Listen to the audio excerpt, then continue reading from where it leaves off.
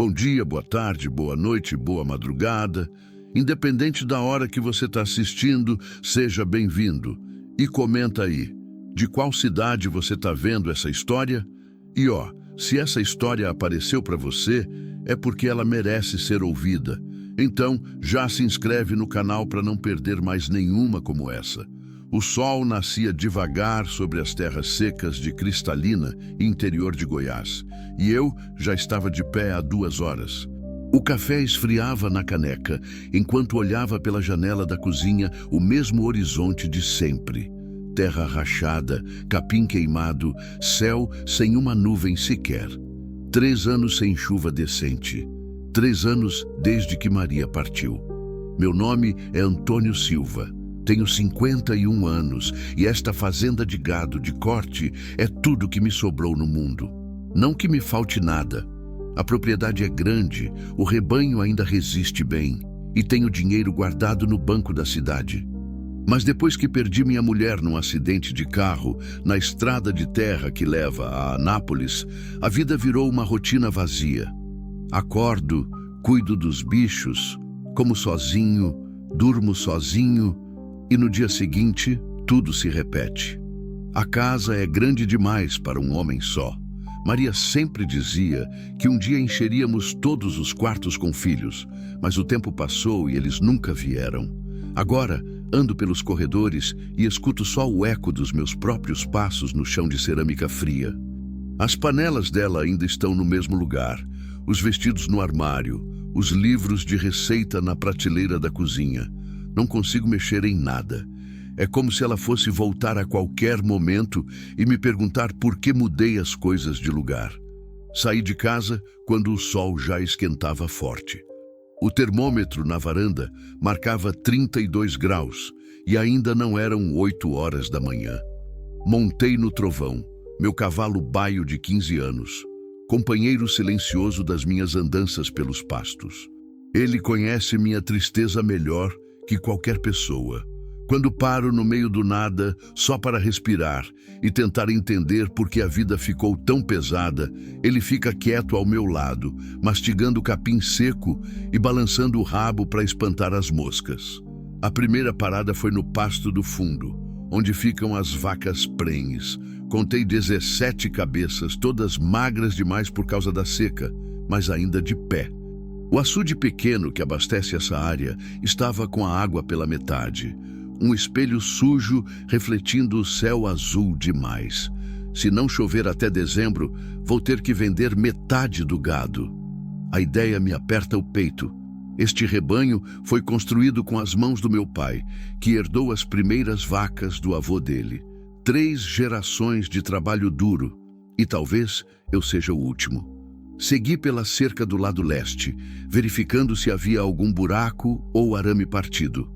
O trabalho é simples, mas me mantém ocupado. Quando a mente fica ociosa, as memórias chegam sem avisar. Maria rindo na cozinha enquanto preparava o almoço. Maria cantando no banho. Maria dormindo do meu lado, a respiração calma, o cabelo espalhado no travesseiro. A saudade dói fisicamente, como uma ferida que não cicatriza. O calor foi aumentando conforme o dia avançava. Às 10 horas, o sol já castigava sem piedade e até trovão começou a suar debaixo da sela. Paramos debaixo de um pé de jatobá, a única sombra decente naquela parte do pasto. Tirei o chapéu e passei a manga da camisa no rosto. O suor descia pelo pescoço e molhava a camisa xadrez que Maria tinha me dado no último aniversário. Ainda uso ela toda semana, como se fosse uma forma de mantê-la por perto. Foi ali, descansando debaixo da árvore, que comecei a pensar na solidão. Não é só a falta de companhia. Afinal, tenho os peões que vêm 3 vezes por semana para ajudar com o gado. Tenho vizinhos que posso visitar quando quero. Tenho a televisão e o rádio para me fazer companhia à noite.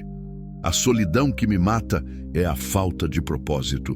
Para que serve uma fazenda próspera se não há ninguém para herdar? Para que acordar cedo e trabalhar até o corpo doer se no final do dia não tenho com quem dividir as pequenas vitórias? Maria sempre dizia que eu pensava demais. Antônio, a vida é hoje, não amanhã. Ela falava quando me via preocupado com os planos para o futuro. O que adianta ter tudo planejado se não sabemos nem se vamos estar aqui na semana que vem? Eu achava que ela era sonhadora demais, que não levava a vida a sério. Agora entendo que ela tinha razão. A vida é hoje, e o meu hoje está vazio. O almoço foi igual a todos os outros: arroz, feijão, um pedaço de carne assada e farinha. Comi sozinho na mesa da cozinha, olhando pela janela os bezerros mamando nas mães. Eles crescem rápido demais. Em poucos meses estarão prontos para o desmame e depois para a venda. É o ciclo natural das coisas, mas ultimamente tudo me parece passageiro demais. Como se nada que eu fizesse tivesse importância real. Depois do almoço, deitei na rede da varanda para escapar do calor. O silêncio era completo, quebrado apenas pelo zumbido das cigarras e pelo mugido distante do gado. Fechei os olhos e tentei dormir, mas o sono não vinha. A cabeça estava cheia demais, o coração pesado demais. Foi quando ouvi o barulho de um motor na estrada de terra que passa em frente à fazenda. Não era comum haver movimento por ali. A estrada não leva a lugar nenhum, apenas corta as propriedades rurais da região. Levantei da rede e caminhei até a porteira. Era uma Kombi velha, dessas que eram azuis, mas agora estão mais enferrujadas que coloridas. O motor tossia e falhava, soltando uma fumaça escura pelo escapamento. O veículo parou bem em frente ao portão e por alguns segundos ninguém desceu. Fiquei ali parado, curioso, esperando para ver quem era. Quando a porta lateral da Kombi se abriu, desceu um homem magro, de uns 40 anos, com cara de cansado e roupas sujas de poeira. Ele olhou para mim, acenou com a cabeça e caminhou até onde eu estava. Boa tarde, senhor. Desculpa incomodar.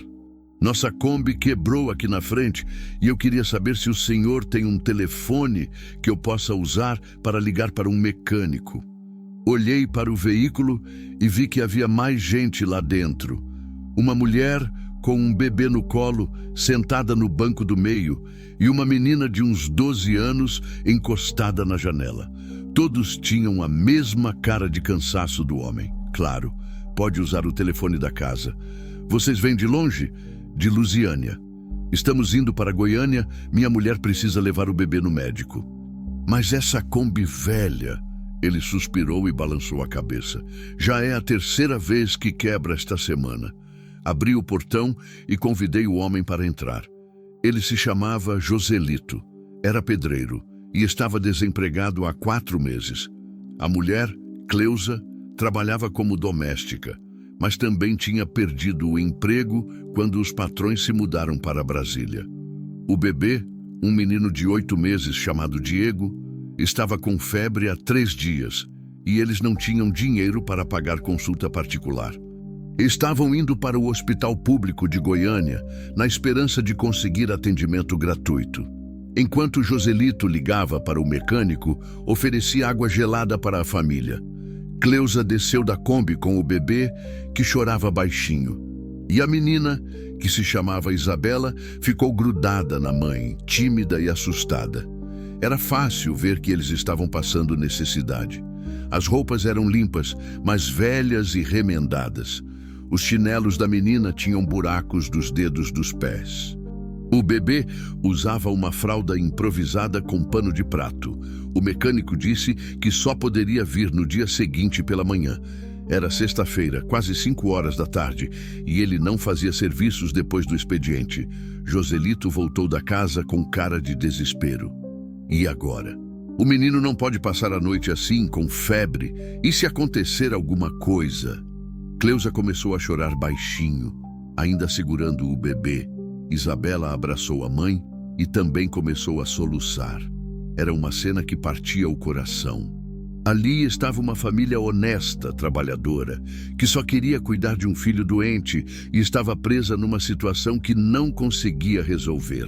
Foi nesse momento que senti algo que não sentia há muito tempo: a vontade de ajudar alguém. Não por obrigação ou educação, mas porque de repente aquela família precisava de mim tanto quanto eu precisava de um propósito. Olha, vocês podem dormir aqui hoje e amanhã de manhã a gente resolve a situação da Kombi. Tenho quartos vazios, comida suficiente e, se for preciso, levo vocês para Goiânia no meu carro. Joselito olhou para mim como se eu fosse um santo.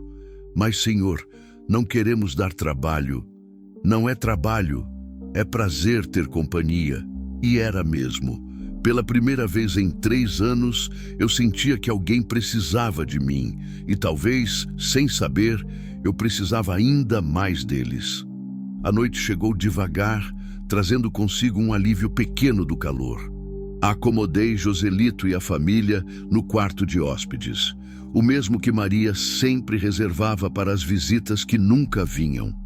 Tirei lençóis limpos do armário, lençóis que cheiravam a naftalina e abandono, e arrumei a cama de casal para os pais e o berço improvisado para o bebê Diego. Para Isabela, preparei o quarto ao lado, pequeno mas aconchegante, com uma janela que dá vista para o pasto onde as éguas pastam. Cleusa insistiu em ajudar com o jantar, mesmo eu dizendo que não precisava.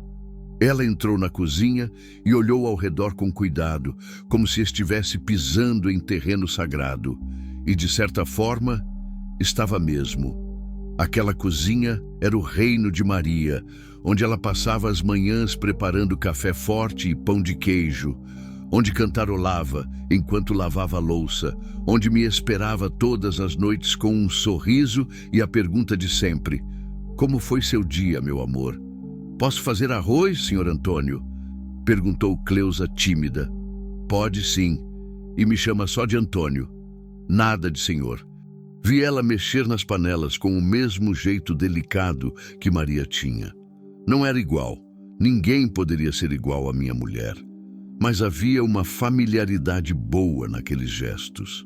O bebê Diego estava deitado numa cesta de roupas que improvisamos como berço, finalmente sem febre, depois de eu ter dado um antitérmico que tinha no armário de remédios. A respiração dele estava mais calma e Cleusa suspirava aliviada a cada vez que olhava para o filho. Joselito sentou na varanda comigo enquanto as mulheres cuidavam da janta. Isabela brincava no chão com uns brinquedos velhos que encontrei no armário, bonecas de pano que Maria guardava para as sobrinhas que vinham passar férias aqui no sítio. A menina riu pela primeira vez desde que chegaram, um som cristalino que ecoou pela casa vazia e a fez parecer viva de novo. Antônio, eu não sei como agradecer sua bondade, disse Joselito, tirando o boné e passando a mão no cabelo. Faz tempo que não encontro gente boa assim no caminho. Deixa de bobagem, rapaz. Qualquer um faria a mesma coisa. Não faria não. Nós já batemos na porta de 3 fazendas hoje antes de chegar aqui. 2 nem abriram o portão e numa delas o cara mandou a gente embora antes mesmo de ouvir o que a gente queria. Isso me fez pensar. Será que eu também não teria feito a mesma coisa há alguns anos, quando a vida estava nos trilhos, quando tinha minha rotina certinha e não queria ser incomodado? Talvez. A solidão tem dessas coisas. Às vezes ela nos torna mais duros, mas às vezes nos deixa mais sensíveis à dor dos outros. Joselito me contou a história dele enquanto bebíamos uma cerveja gelada. Filho de lavrador de Pirenópolis, trabalhou desde cedo na roça. Depois veio para a cidade tentar a vida como pedreiro. Conheceu Cleusa numa festa de São João, casaram jovens, tiveram Isabela quando ainda eram quase crianças. A vida nunca foi fácil, mas eles se viravam, até a crise chegar e o trabalho sumir. Sabe qual é a pior parte de estar desempregado, Antônio? Não é nem a falta de dinheiro, embora isso aperte bastante. É ver seus filhos passarem necessidade e não poder fazer nada. É sua mulher chorando escondido no banheiro pensando que você não vê. É acordar todo dia sem saber o que fazer para melhorar a situação. Eu conhecia bem essa sensação de impotência, só que por motivos diferentes. Quando Maria ficou doente nos últimos meses, um câncer silencioso que descobrimos tarde demais, Eu me sentia exatamente assim. Todo o dinheiro do mundo, toda a vontade de ajudar, e não havia nada que eu pudesse fazer para salvá-la. Mas vocês têm uns aos outros, falei. Isso já é muita coisa. Tem razão. Cleusa é uma guerreira. Se não fosse por ela, eu já tinha desistido de tudo. O jantar foi simples: arroz, feijão, carne assada e salada. Mas foi o melhor jantar que tive em 3 anos. Não pela comida, eu como a mesma coisa quase todo dia, mas pela companhia. Diego dormia no colo da mãe, Isabela contava histórias da escola, Joselito falava dos lugares por onde tinham passado. A mesa da cozinha, que por tanto tempo foi palco da minha solidão, voltou a ser um lugar de conversa e risadas. Isabela era uma menina esperta, cheia de perguntas. Queria saber de tudo: quantas vacas eu tinha, se os bezerros tinham nome, por que eu morava sozinho numa casa tão grande. Respondi com paciência, lembrando de como gostaria de ter uma filha curiosa assim, uma criança que enchesse a casa de barulho e alegria. Tio Antônio, o senhor é casado? Perguntou ela inocente. O silêncio caiu sobre a mesa como uma pedra n'água. Cleusa repreendeu a filha baixinho, dizendo que ela não devia fazer perguntas pessoais, mas eu não me incomodei. Era minha filha. Minha mulher chamava Maria. Ela morreu há 3 anos. Ela foi para o céu? Foi sim. Então ela está olhando o senhor de lá de cima e fica feliz quando vê o senhor fazendo o bem, né? A simplicidade da criança me emocionou. Durante 3 anos, carreguei a morte de Maria como uma culpa, como se eu pudesse ter feito algo diferente para salvá-la. Nunca pensei que ela pudesse estar me observando daqui de cima, orgulhosa das pequenas bondades que eu ainda conseguia fazer. Depois do jantar, ajudei a dar banho em Diego. Cleusa preparou uma bacia com água morna na cozinha e eu segurei o bebê enquanto ela o lavava. Fazia muito tempo que não tinha uma criança tão pequena nos braços. O peso dele, quente e delicado, me fez lembrar de todos os filhos que Maria e eu sonhamos ter e nunca vieram. Ele gosta do Senhor, disse Cleusa sorrindo. Não chora nos braços de qualquer pessoa, não. Diego me olhava com aqueles olhos grandes e curiosos que os bebês têm, sem medo, sem desconfiança, como se soubesse que estava seguro. Naquele momento, senti uma coisa estranha acontecer no meu peito, como se um nó que estava apertado há 3 anos começasse a se afrouxar. A noite foi chegando e todos se recolheram para os quartos. Eu fiquei mais um tempo na varanda, ouvindo o barulho da casa ocupada.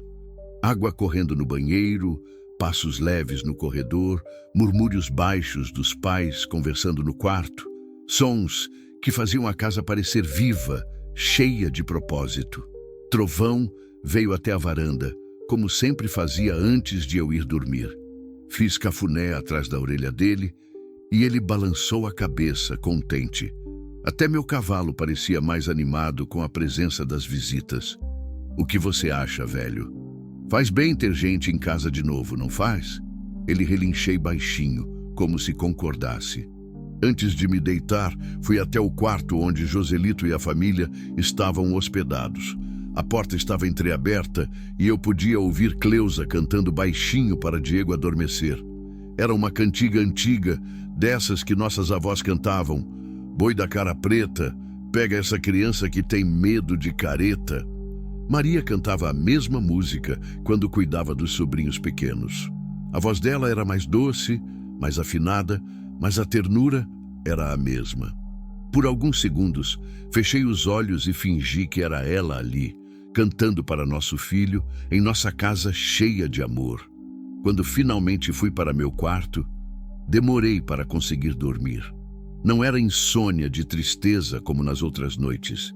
Era uma inquietação diferente, como se algo dentro de mim estivesse despertando depois de um sono muito longo. Pela primeira vez em 3 anos, adormecer não parecia uma fuga da realidade. Parecia descanso para enfrentar um novo dia que poderia trazer novidades. De madrugada, acordei com o choro de Diego. Levantei da cama e fui até a cozinha beber água. Vi luz acesa no quarto de hóspedes e ouvi Cleusa andando de um lado para o outro, tentando acalmar o bebê. Ele devia estar com cólica ou algum desconforto.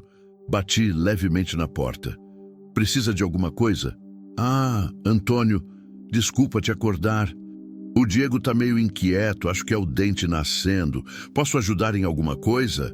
Ela abriu a porta com o bebê choroso no colo e os cabelos desgrenhados. Mesmo cansada e preocupada, havia uma beleza simples nela, uma força maternal que me tocou. Se você pudesse segurar ele um pouco enquanto eu esquento um chazinho... Camomila às vezes ajuda. Peguei Diego no colo e saímos para a varanda. O céu estava estrelado, sem uma nuvem sequer, e o ar da madrugada trazia um frescor gostoso. Caminhei devagar, balançando o bebê e murmurando palavras sem sentido, do jeito que vi Maria fazer com os sobrinhos. Diego foi se acalmando aos poucos. O choro virou um choramingo, depois um resmungo, até que ele encostou a cabeça no meu ombro e suspirou fundo. Era um peso quente e bom, que preenchia um vazio que eu nem sabia que existia.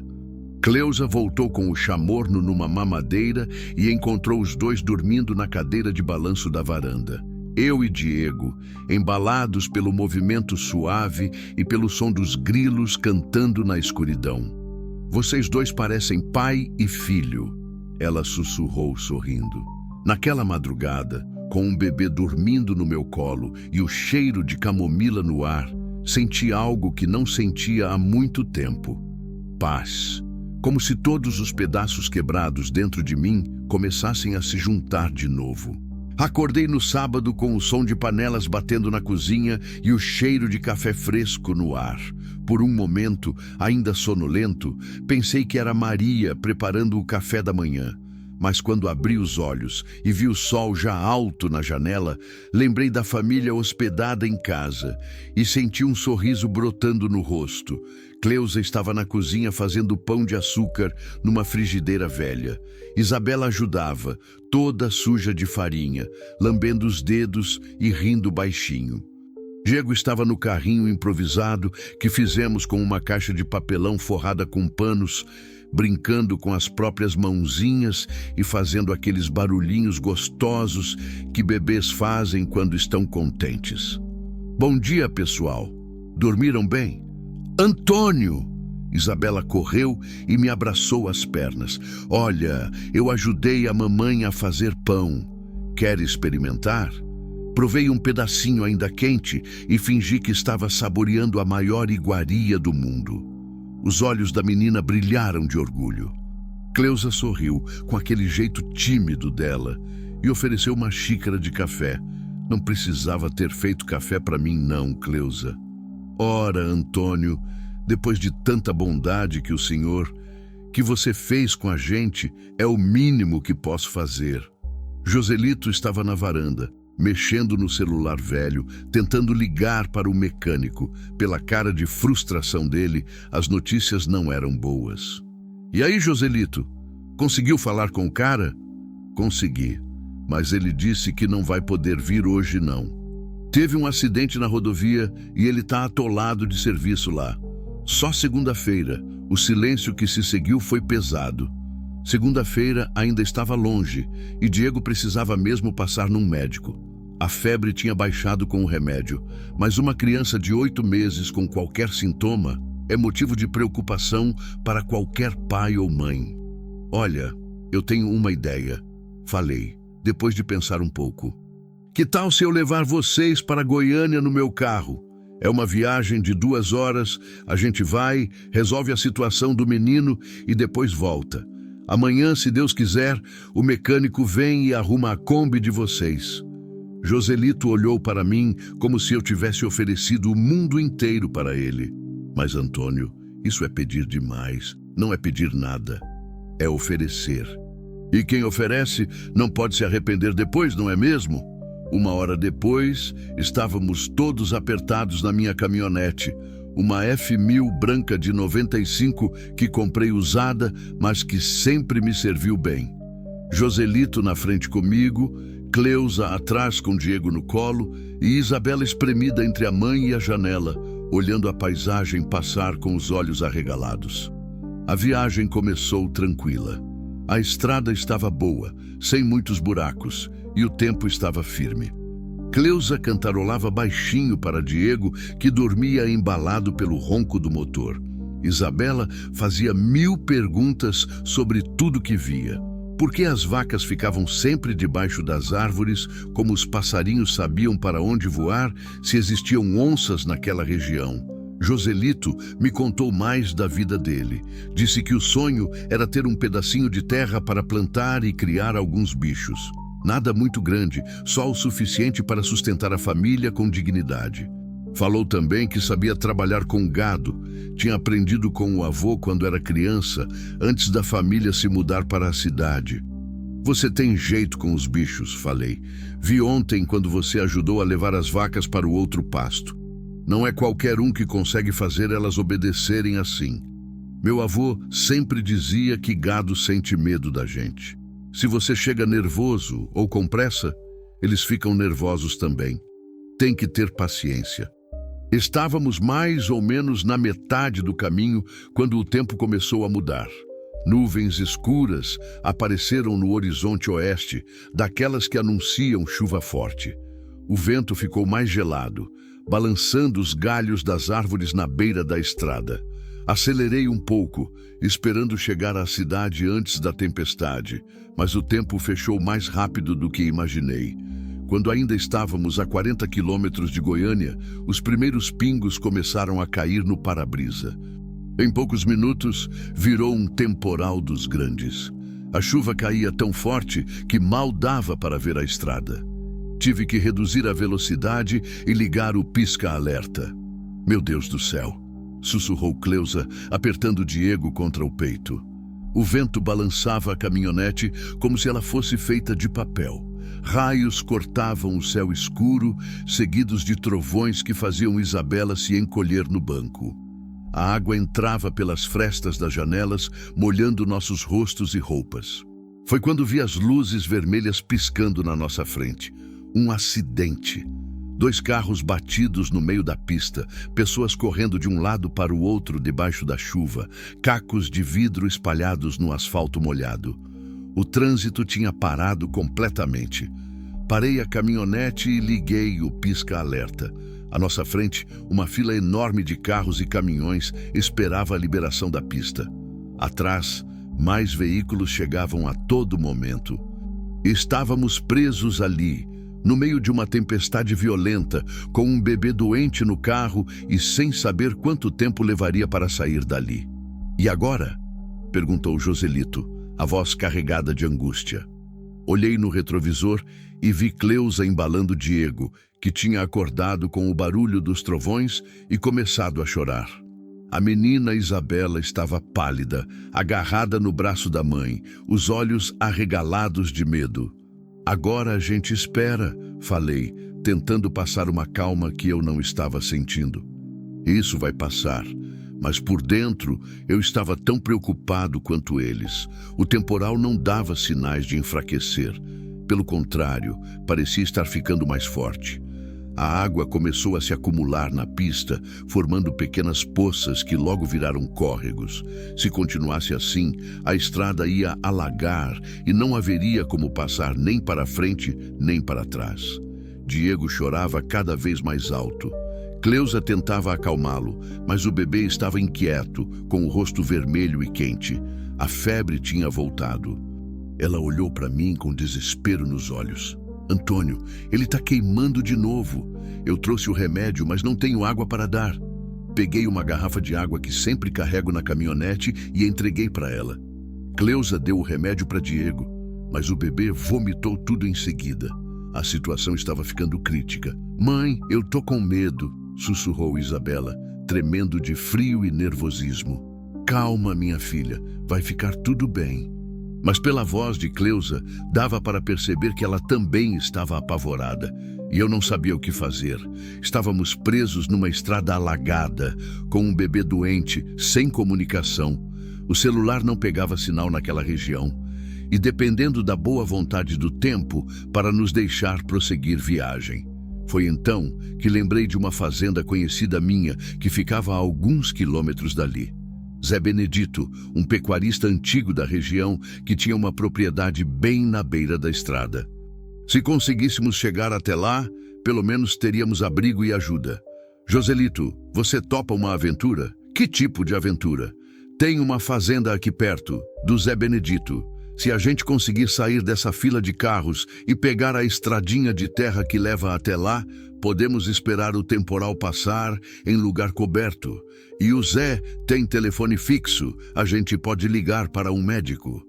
Mas e se a estrada de terra estiver intransitável? Aí a gente volta. Mas acho que vale a tentativa.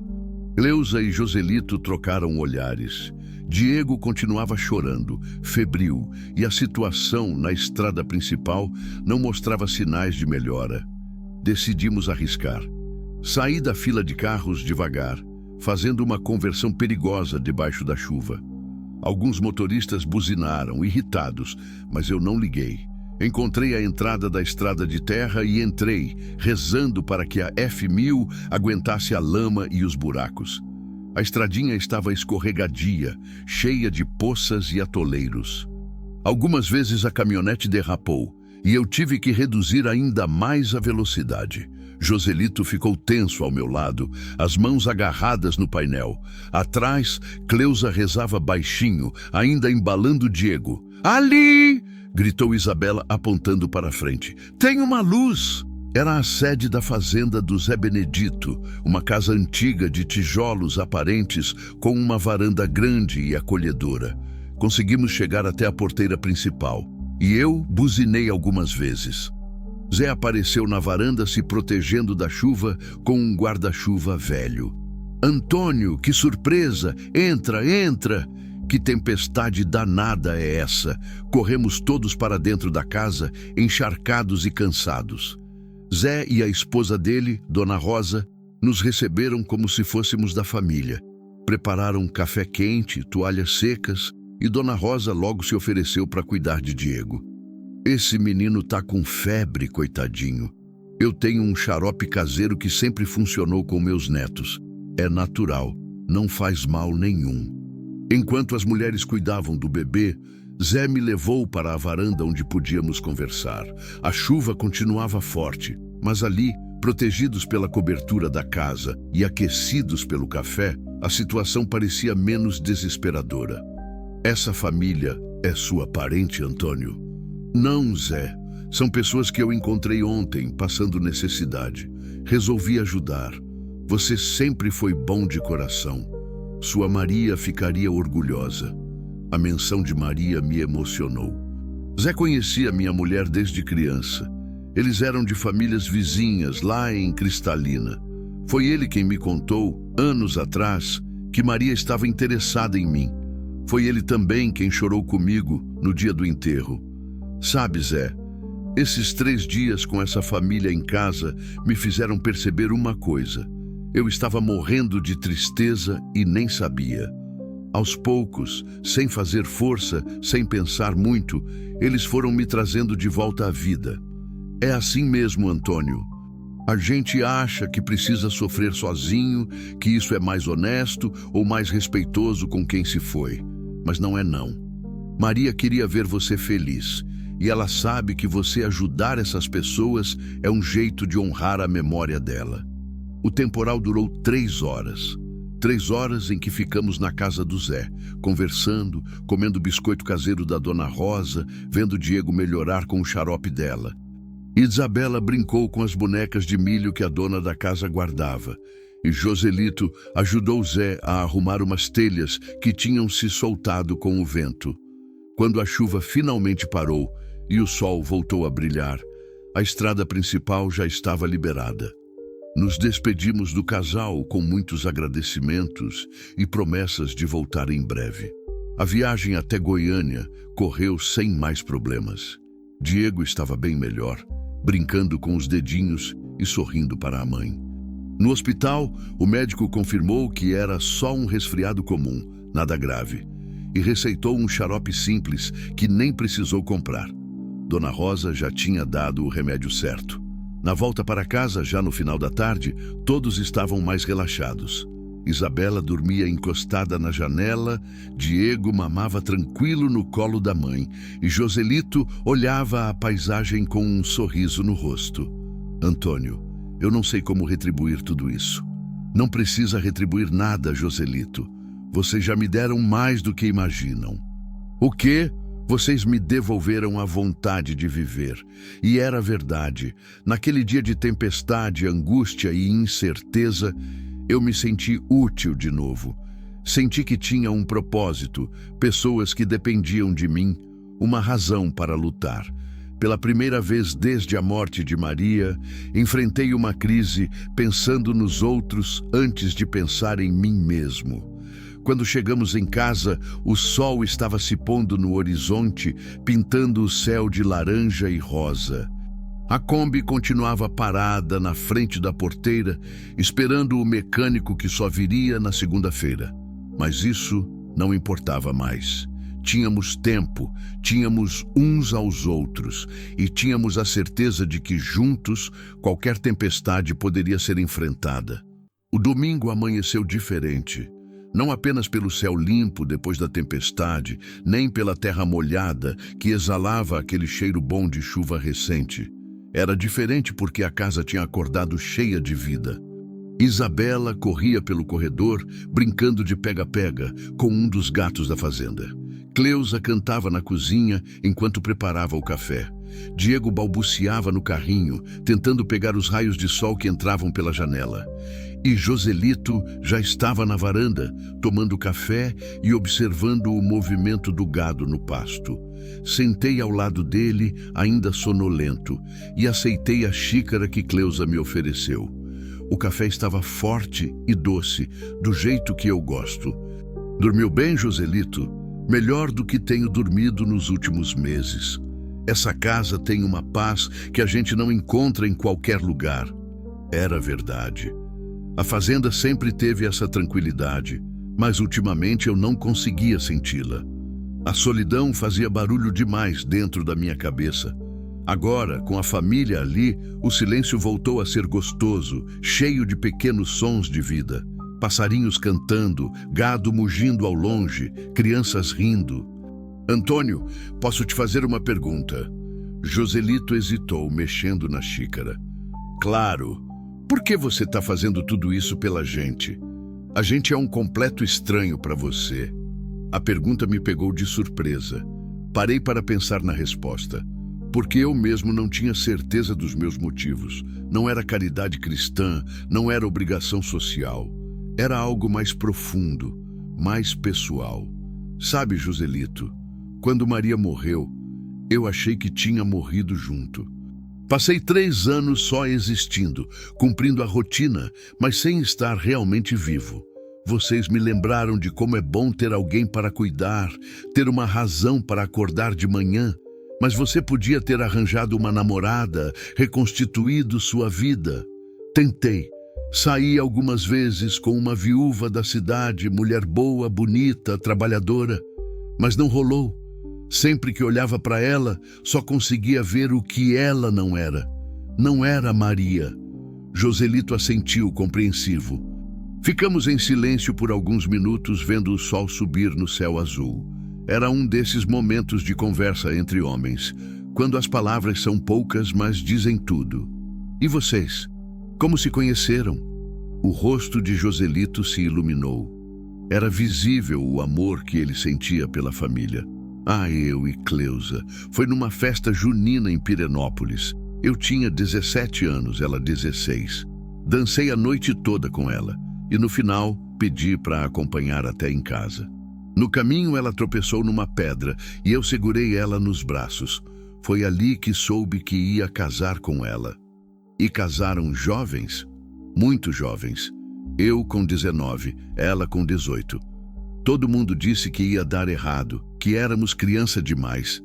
Mas já faz 15 anos, e eu amo ela mais hoje do que amava naquele tempo. A conversa foi interrompida por Isabela, que veio correndo com os olhos arregalados de susto. Papai, tem um homem lá na porteira, um homem feio que está gritando e falando nome feio.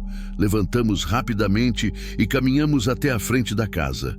Lá estava um homem de uns 40 anos, magro, sujo, com cara de poucos amigos. Estava parado do lado de fora da porteira, gritando e gesticulando. Cadê aquela vagabunda da Cleusa? Eu sei que ela está aí dentro. Cleusa! Sai daí que eu vim buscar você. Senti o sangue gelar nas veias. Joselito ficou pálido ao meu lado, as mãos tremendo ligeiramente. Você conhece esse homem? Perguntei. Conheço. É o Nilson, irmão da Cleusa. E não é boa coisa ele estar aqui. O homem continuava gritando, cada vez mais alterado. Cleusa apareceu na varanda, com Diego no colo, o rosto branco de medo.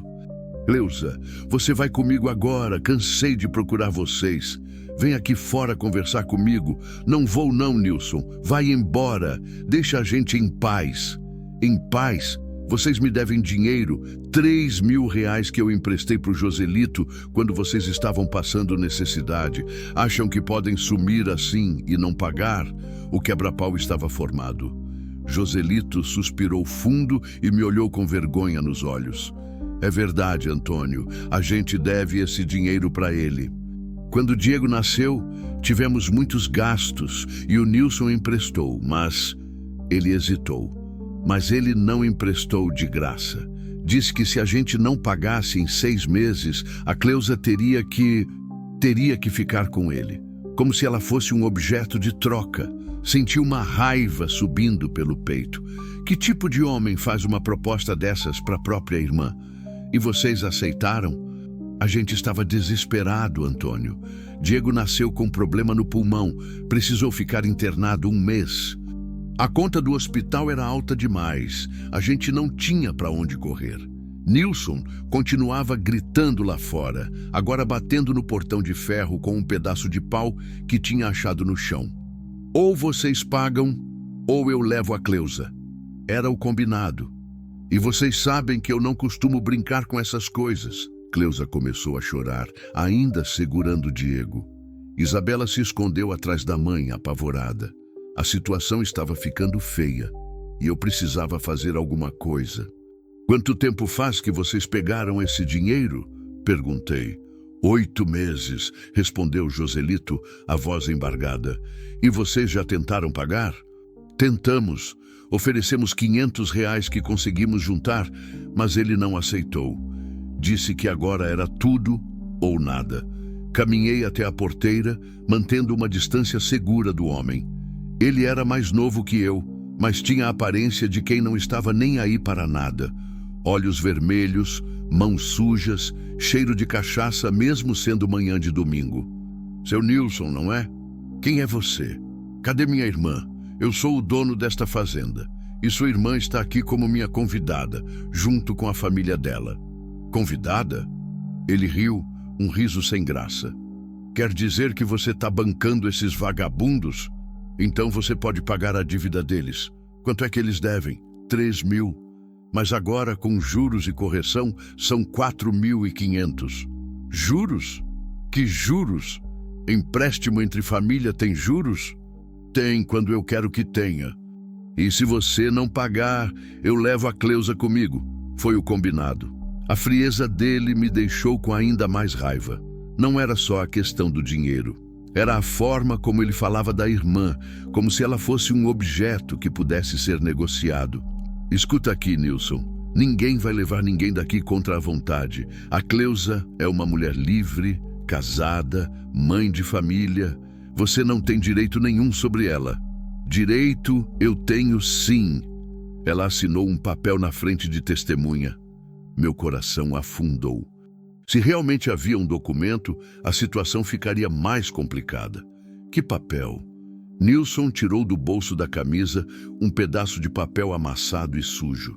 Mesmo de longe, dava para ver que estava escrito à mão, com letra tremida. Aqui, ó, tá tudo escrito. Se em 6 meses eles não pagassem os 3 mil, a Cleusa viria morar comigo e cuidar da minha casa. E os 6 meses já passaram faz tempo. Isso não vale nada legalmente. Você não pode forçar uma pessoa a... Ah, não posso? Então por que você acha que eles estavam fugindo? Porque andavam por aí sem rumo. Eles sabiam que eu ia cobrar. Olhei para trás e vi Joselito e Cleusa na varanda, abraçados, chorando baixinho. Isabela chorava também, sem entender direito o que estava acontecendo. Diego, no colo da mãe, começou a chorar como se sentisse a tensão no ar. A situação estava muito feia. Nilson claramente não ia sair dali sem o que queria. E por mais absurdo que fosse aquele contrato, ele podia muito bem tentar alguma violência para conseguir o que queria. Quanto você quer para esquecer essa dívida de uma vez por todas? Perguntei. Agora você está falando. 5 mil reais e todo mundo fica em paz. 5 mil? Você disse que eram 4.500? Era. Mas agora você me fez perder tempo aqui discutindo. 5 mil ou eu levo a Cleusa. Respirei fundo. 5 mil reais não iam me quebrar, mas também não era dinheiro que se joga fora, principalmente para um homem daqueles, que provavelmente gastaria tudo em bebida e voltaria pedindo mais. Mas quando olhei para trás e vi aquela família desesperada, soube que não tinha escolha. Não podia deixar aquelas pessoas nas mãos de um homem como Nilson. Tá bem, 5 mil. Mas eu quero que você assine um papel dizendo que não tem mais nada a ver com essa família. Nunca mais. Assinado e reconhecido, firma. Ele concordou, sorrindo pela primeira vez. Voltei para casa e peguei o dinheiro que tinha guardado no cofre. Eram notas de 50 e 100 reais, que juntei numa pilha e coloquei num envelope. Escrevi rapidamente um termo de quitação, onde Nilson se comprometia a nunca mais procurar ou incomodar Joselito, Cleusa e os filhos. Quando voltei à porteira, ele estava impaciente, andando de um lado para o outro como um animal enjaulado. Aqui está o dinheiro. Mas primeiro você assina este papel. Ele leu por cima, sem muito interesse, e assinou com letra difícil de decifrar. Peguei o papel de volta e entreguei o envelope. Agora some daqui. E se eu souber que você incomodou essa família de novo, eu chamo a polícia e registro queixa por extorsão. Nilson pegou o dinheiro, contou as notas uma por uma, guardou no bolso e saiu andando pela estrada de terra, assoviando como se nada tivesse acontecido. Quando voltei para casa, encontrei a família reunida na sala. Todos estavam chorando. Até Diego parecia sentir que algo grave tinha acontecido. Antônio... Joselito tentou falar, mas a voz saiu embargada. Não precisa falar nada. Tá resolvido. Mas você pagou 5 mil reais. Como a gente vai te devolver? Quem falou em devolver? Considere um presente. Cleusa veio até mim e me abraçou, chorando no meu ombro. Você salvou nossa família. Eu não sei como agradecer. Não precisa agradecer. Família se protege, não é? E naquele momento, olhando para aquelas pessoas que há poucos dias eram estranhas completas, entendi que estava falando a verdade. Eles tinham se tornado minha família. Não por sangue, não por papel passado em cartório, mas por escolha, por amor. O resto do domingo passou numa atmosfera mais leve, como se um peso gigantesco tivesse saído das costas de todos. Joselito me ajudou a consertar uma cerca que estava precisando de reparo. Cleusa preparou um almoço caprichado, frango assado com farofa, arroz carreteiro, vinagrete. Isabela brincou com os gatinhos da fazenda e até ensinou Diego a bater palmas. À noite, depois que todos se recolheram, fiquei sozinho na varanda pensando no que tinha acontecido. 5 mil reais não era pouco dinheiro, mas valeu cada centavo para ver aquela família em paz. E mais do que isso, pela primeira vez desde a morte de Maria, me senti útil de verdade. Não só para mim mesmo, mas para outras pessoas que dependiam de mim. O mecânico viria na manhã seguinte consertar a Kombi. E depois, a família seguiria viagem para Goiânia em busca de trabalho e recomeço. E eu voltaria à minha rotina solitária, à mesa vazia, aos quartos silenciosos.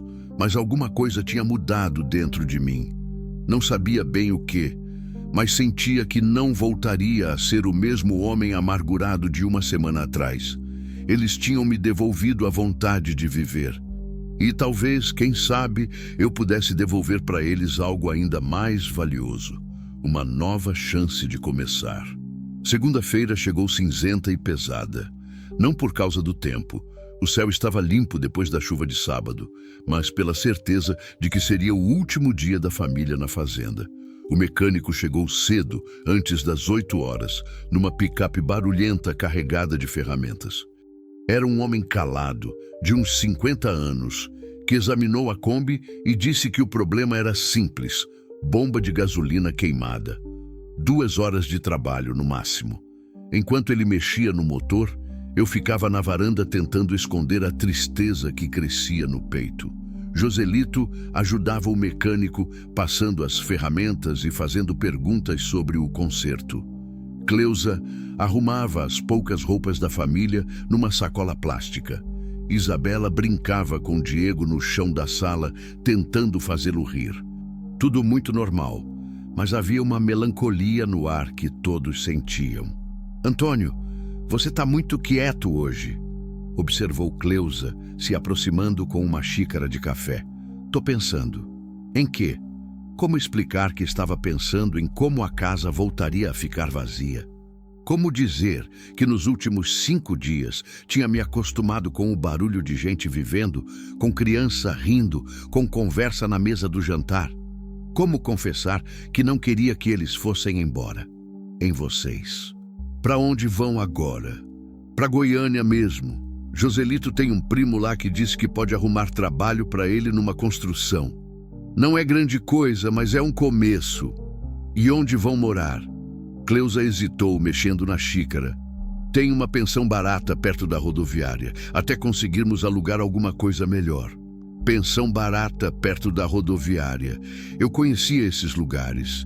Quartos minúsculos, barulho a noite toda, sem segurança nem privacidade. Não era lugar para uma família com bebê. Muito menos para pessoas boas como eles. O mecânico chamou Joselito para dar a partida na Kombi. O motor pegou na primeira, ronronando satisfeito, como se nunca tivesse dado problema. O homem guardou as ferramentas, recebeu o pagamento e foi embora. A Kombi estava consertada. Não havia mais desculpa para eles ficarem. "Pronto", disse Joselito, limpando as mãos sujas de graxa num pano. "Agora é só colocar gasolina e partir." Fui com ele até o posto da cidade buscar combustível. Durante o trajeto ficamos em silêncio, cada um perdido nos próprios pensamentos. No posto, enquanto o frentista enchia o tanque, Joselito finalmente falou: "Antônio, não sei como agradecer tudo que você fez pela gente. Já falei que não precisa agradecer. Preciso sim. Você não imagina o que significou ter encontrado alguém como você no meio do caminho? A gente estava perdido, sem rumo, sem esperança. E você nos devolveu a dignidade." As palavras dele me emocionaram. Mas também me fizeram pensar numa coisa que vinha rondando minha cabeça desde a noite anterior. "Joselito, posso te fazer uma pergunta?" "Claro." "Você gosta de trabalhar com gado?" "Gosto. Sempre gostei." "Por quê? E se eu oferecesse um emprego para você aqui na fazenda? Moradia, salário fixo, carteira assinada. O que você diria?" Joselito parou de andar e me olhou como se eu tivesse falado em chinês. "Você está falando sério?" "Completamente sério. Preciso de alguém para me ajudar aqui. Não consigo mais dar conta de tudo sozinho e você mostrou que entende de gado. Além disso..." Hesitei. "Além disso, eu me acostumei com vocês por perto." Os olhos dele se encheram de lágrimas. Ali mesmo, no meio do posto de gasolina, Joselito me abraçou forte. "Antônio, você é um anjo." "Só pode ser. Não sou anjo coisa nenhuma. Sou um homem velho e solitário que encontrou uma família quando mais precisava." Voltamos para a fazenda com o coração disparado. Joselito mal conseguia se conter de ansiedade para contar a novidade para Cleusa. Eu também estava nervoso, mas era um nervosismo bom, como o de uma criança esperando o Natal. Quando chegamos, encontramos Cleusa sentada na varanda, amamentando Diego. Isabela desenhava no chão com giz colorido, fazendo uma casa com muitas janelas e um sol amarelo imenso. Cleusa, Joselito pulou da caminhonete antes mesmo dela parar completamente. Você não vai acreditar. O que foi? Aconteceu alguma coisa? O Antônio ofereceu emprego para mim. Aqui na fazenda, a gente pode ficar. Cleusa olhou de Joselito para mim, tentando entender se não era brincadeira. Quando viu que falávamos sério, começou a chorar. Mas era choro de alegria daqueles que lavam a alma. De verdade? A gente pode ficar mesmo? Se vocês quiserem, respondi. Tem a casa dos caseiros ali atrás, que está vazia há 2 anos. É pequena, mas arejada, com quintal para as crianças brincarem. E o trabalho é honesto. Cuidar do gado, ajudar na manutenção da fazenda, essas coisas. Isabela largou o giz e veio correndo. Quer dizer que a gente não vai embora? Que eu posso continuar brincando com os gatinhos? Pode sim, minha filha, ela gritou de alegria e saiu correndo pelo terreiro, anunciando para os bichos da fazenda que eles tinham ficado. Os cachorros correram atrás dela, latindo contentes, como se entendessem a boa notícia. Naquela tarde, ajudei a família a se mudar para a casa dos caseiros. Era uma construção simples, de 3 quartos, sala, cozinha e banheiro, mas limpa e arrumada. Cleusa foi de um cômodo para outro, planejando onde colocar cada coisa, como decorar, que cortinas fazer. Joselito media as paredes, calculando onde pendurar uma rede na varanda. Aqui vai ser o quarto das crianças, disse Cleusa, entrando num dos quartos menores. Isabela pode ter uma cama só dela, e ali no canto a gente põe o berço do Diego. E aqui, Joselito abriu a janela da sala. A gente tem vista para o pasto. De manhã cedo, vou poder ver as vacas direto daqui. Era bonito ver a animação deles, a esperança brilhando nos olhos depois de tanto tempo de incerteza. Mas confesso que uma parte de mim estava com medo. E se não desse certo? E se depois de alguns meses eles quisessem ir embora?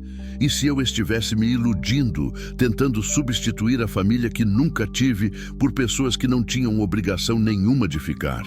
À noite, depois que eles se instalaram na casa nova, voltei para a sede da fazenda. A casa grande estava silenciosa de novo, mas era um silêncio diferente. Não era mais o vazio pesado da solidão. Era a quietude de quem sabe que tem companhia por perto. Saí para a varanda e olhei na direção da casa dos caseiros. Havia luz nas janelas, sombras se movendo lá dentro, o som distante de vozes conversando baixinho. Pela primeira vez em 3 anos, não me senti sozinho na propriedade. Trovão se aproximou, como fazia todas as noites, procurando carinho. Fiz cafuné na orelha dele e sussurrei. E aí, velho?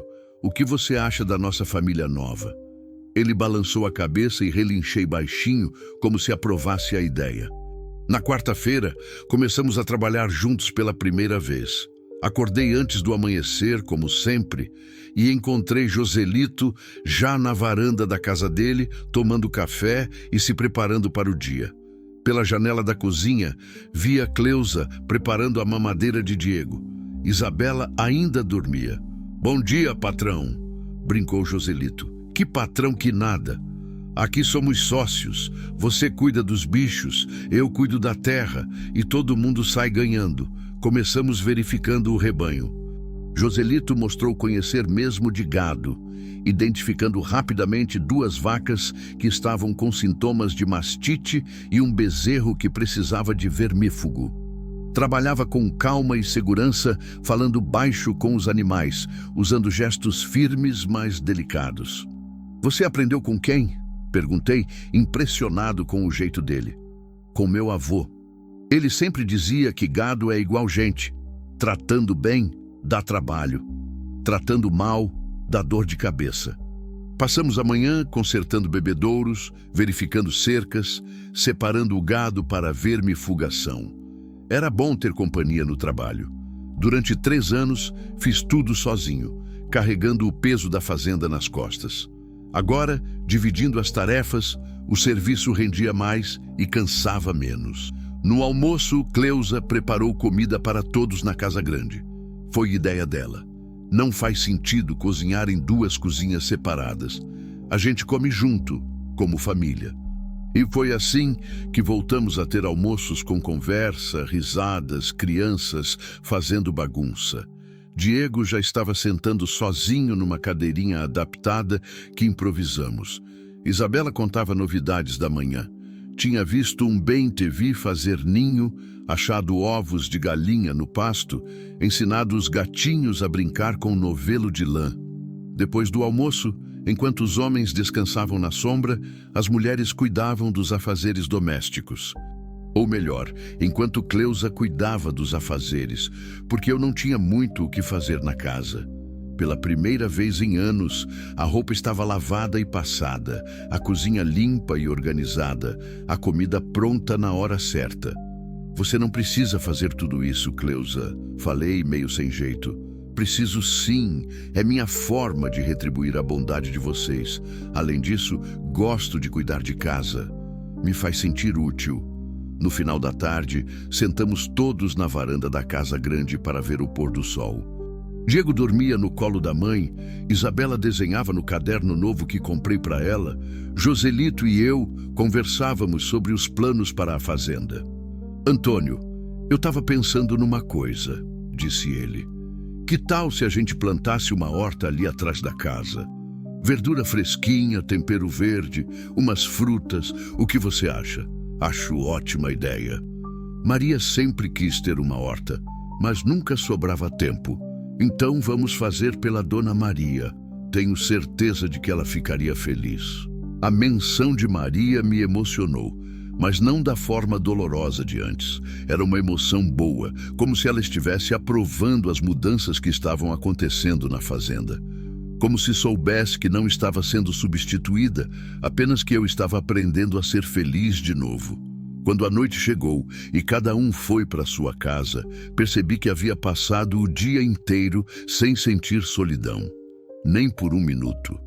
Pela primeira vez desde a morte de Maria, fui dormir com a sensação de que o dia seguinte seria bom, cheio de trabalho com propósito e companhia querida.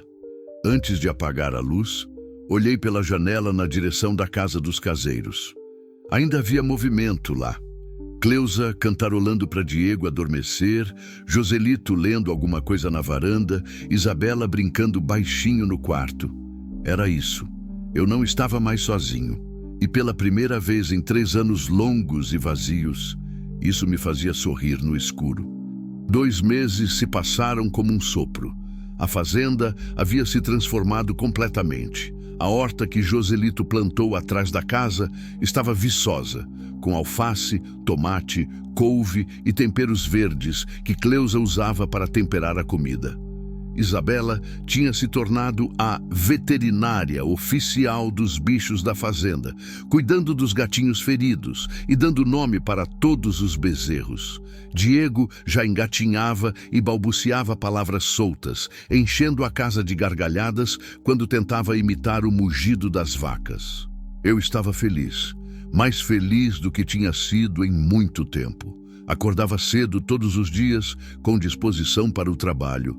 Almoçava com uma família barulhenta e amorosa. Passava as tardes ensinando Isabela a andar a cavalo no velho trovão. À noite, sentávamos todos na varanda da casa grande para conversar e ver as estrelas. Era uma vida simples, mas cheia de sentido. Foi numa quinta-feira de manhã que tudo começou a mudar. Joselito não apareceu na hora do café, como era costume dele. Esperei um pouco, achando que tinha dormido demais ou estava resolvendo alguma coisa em casa. Quando foram 8 horas e ele não aparecia, resolvi ir até a casa dos caseiros ver o que estava acontecendo. Encontrei Cleusa na cozinha, pálida e nervosa, tentando dar café da manhã para as crianças. Bom dia, Cleusa. Cadê o Joselito? Ela hesitou antes de responder, sem conseguir me olhar nos olhos. Ele foi para a cidade cedo, Disse que tinha que resolver umas coisas. Que coisas? Aconteceu alguma coisa? Não sei direito, Antônio. Ele recebeu uma ligação ontem à noite e ficou muito estranho. Saiu de casa antes do amanhecer, só disse que voltava logo. Alguma coisa não estava certa. Em 2 meses convivendo juntos, Joselito nunca tinha saído sem avisar, muito menos sem explicar o motivo. Era um homem responsável que levava o trabalho a sério. Se tinha ido embora assim, de repente, era porque havia algum problema sério. Cleusa, você pode me dizer quem ligou para ele? Ela começou a chorar, ainda tentando dar comida para Diego, que recusava a papinha e choramingava. Eu acho que foi alguém de Lusiânia, falando do Nilson. Senti o sangue gelar. O maldito do Nilson. Achei que tínhamos nos livrado dele definitivamente quando paguei a dívida, mas parece que homens como ele nunca desistem. O que foi que ele falou? Não ouvi a conversa toda, mas percebi que o Joselito ficou com medo. Muito medo. Depois que desligou, ficou andando pela casa a noite toda sem conseguir dormir. Isabela, que estava sentada na mesa brincando com um mingau em vez de comer, levantou os olhinhos tristes. Tio Antônio, o papai foi embora porque a gente fez alguma coisa errada? Não, minha filha, vocês não fizeram nada errado. O papai só foi resolver um probleminha e já volta. Mas por dentro, eu estava preocupado. Muito preocupado. Conhecia Joselito o suficiente para saber que ele não era de fugir dos problemas. Se tinha saído assim, era porque a situação era grave. Passei o dia inteiro inquieto, fazendo o trabalho da fazenda sozinho, mas com a cabeça em outro lugar. Cleusa também estava nervosa, cuidando das crianças de forma automática, olhando para a estrada a cada 5 minutos, esperando ver Joselito aparecer. O almoço foi silencioso e triste. Diego chorava sem parar, como se sentisse que algo estava errado. Isabela mal tocou na comida, perguntando de hora em hora quando o pai voltaria. Cleusa tentava manter a calma, mas via-se que estava à beira de um colapso nervoso. No final da tarde, quando o sol já estava baixo, uma caminhonete velha parou na porteira da fazenda. Não era Joselito. Era um homem que eu não conhecia, mais velho, com cara de poucos amigos. Saiu do veículo e veio caminhando até onde eu estava, na varanda. O senhor é Antônio Silva? Sou. E o senhor é? Meu nome é Sebastião. Eu sou... digamos que sou um cobrador. E vim aqui falar sobre o Joselito. Senti um frio na barriga. Cobrador. Essa palavra nunca traz boas notícias. Que história é essa? O Joselito não deve nada para ninguém. Deve sim, e muito. O irmão da mulher dele, o Nilson, fez um negócio ruim e deixou o nome do Joselito como fiador. Agora a dívida está no nome dele. Que tipo de negócio? Droga. O Nilson comprou um carregamento fiado e não conseguiu pagar. Os caras querem o dinheiro e se o Nilson não tem, quem paga é o fiador. Meu mundo desabou. Droga. Joselito envolvido com tráfico de drogas. Não podia ser verdade. O homem que eu conhecia era honesto, trabalhador, pai de família. Jamais se envolveria com esse tipo de coisa. Tem certeza de que é o Joselito que vocês querem? Ele é uma pessoa de bem, nunca se meteu com essas coisas. Tenho certeza. Inclusive, ele está aqui na cidade, numa casa no bairro São José, conversando com os chefões, tentando negociar um jeito de pagar a dívida. Quanto é? 20 mil reais. E tem que ser até amanhã à noite, senão... Ele não terminou a frase, mas o significado estava claro. 20 mil reais. Era muito dinheiro, mais do que eu tinha em casa. Teria que ir ao banco, fazer empréstimo, vender gado. E ainda assim, não tinha certeza de que conseguiria juntar tudo em tempo. E se eu pagar? Vocês deixam minha família em paz? O homem sorriu, mas não era um sorriso amistoso. Sua família? O Joselito é seu parente? É meu funcionário. Mas considero como família. Que bonito. Pois então, se o senhor pagar os 20 mil até amanhã às 6 da tarde, todo mundo fica em paz. Mas se não pagar, bem, O senhor não vai querer saber o que acontece. Depois que ele foi embora, sentei na varanda tentando pensar no que fazer. 20 mil reais era muito dinheiro, mas não era o dinheiro que me preocupava. Era saber que Joselito tinha se metido numa situação perigosa, que nossa família estava ameaçada por causa de um homem que eu já achava que tínhamos deixado para trás. Cleusa apareceu na varanda, com Diego no colo e Isabela segurando sua saia. Antônio, quem era aquele homem? Ele falou do Joselito? Não sabia como contar a verdade sem apavorar ainda mais ela e as crianças, mas também não podia mentir. Eles tinham direito de saber o que estava acontecendo. Senta aqui, Cleusa. Preciso te contar uma coisa. Contei tudo. A dívida, o envolvimento do Nilson com drogas, a ameaça, o prazo até o dia seguinte. Cleusa foi empalidecendo conforme eu falava, até ficar branca como papel. 20 mil reais. Meu Deus, como a gente vai conseguir tanto dinheiro? Eu vou dar um jeito. Não sei como, mas vou dar. Antônio, você já fez tanto pela gente. Não pode se arriscar por nossa causa. Se a gente sumir daqui, ninguém vai incomodar você. Sumir? Que história é essa de sumir? Vocês são minha família agora. E família não abandona família na hora do aperto. Isabela, que tinha escutado tudo sem entender direito, começou a chorar. Mamãe, a gente vai ter que ir embora de novo? Eu não quero sair daqui. Eu gosto dos gatinhos, gosto do tio Antônio, gosto da nossa casa. Ver aquela criança chorando, com medo de perder novamente a estabilidade que tinha encontrado, partiu meu coração. Naquele momento, soube que faria qualquer coisa para proteger aquela família. Qualquer coisa. Ninguém vai embora, Isabela. Eu prometo. Passei a noite em claro, fazendo contas, pensando em soluções.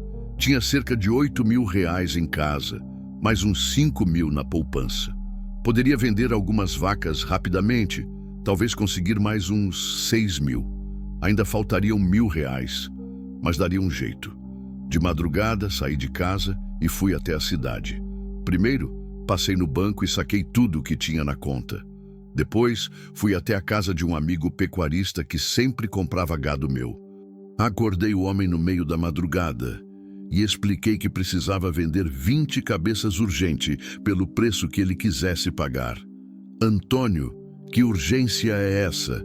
Aconteceu alguma coisa? Problemas de família, Raimundo.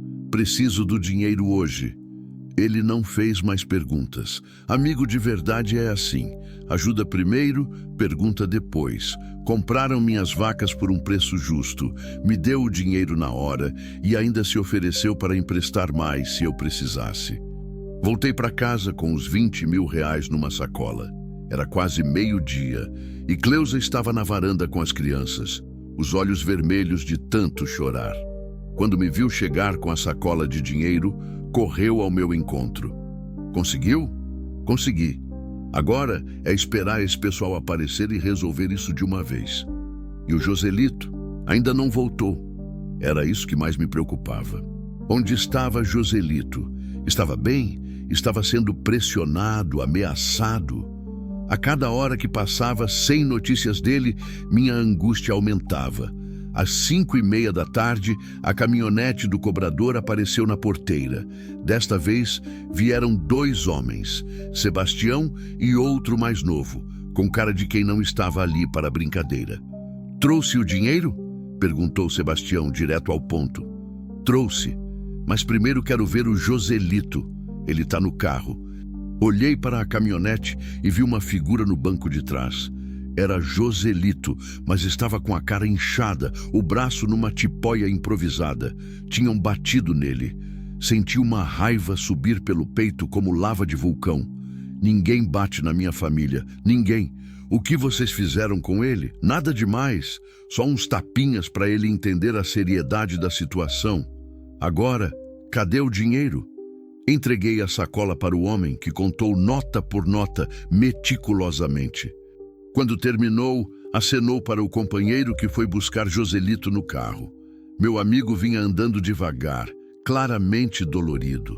Tinha um corte no supercílio, o lábio rachado, o braço direito pendurado.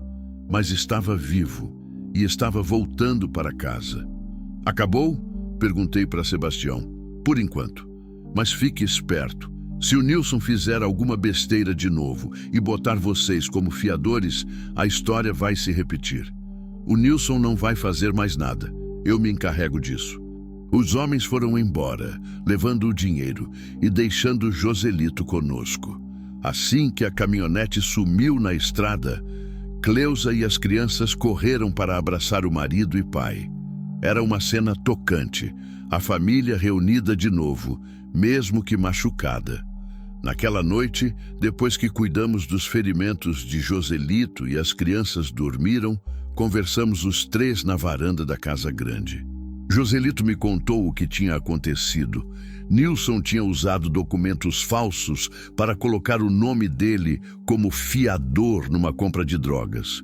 Quando a dívida venceu e Nilson sumiu, os traficantes foram atrás de Joselito. Antônio, eu juro que não sabia de nada.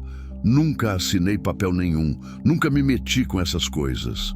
Eu sei, Joselito, conheço você, sei do tipo de homem que você é. Mesmo assim, vocês se arriscaram por minha causa. 20 mil reais. Como vou pagar isso para você? Você não vai pagar nada.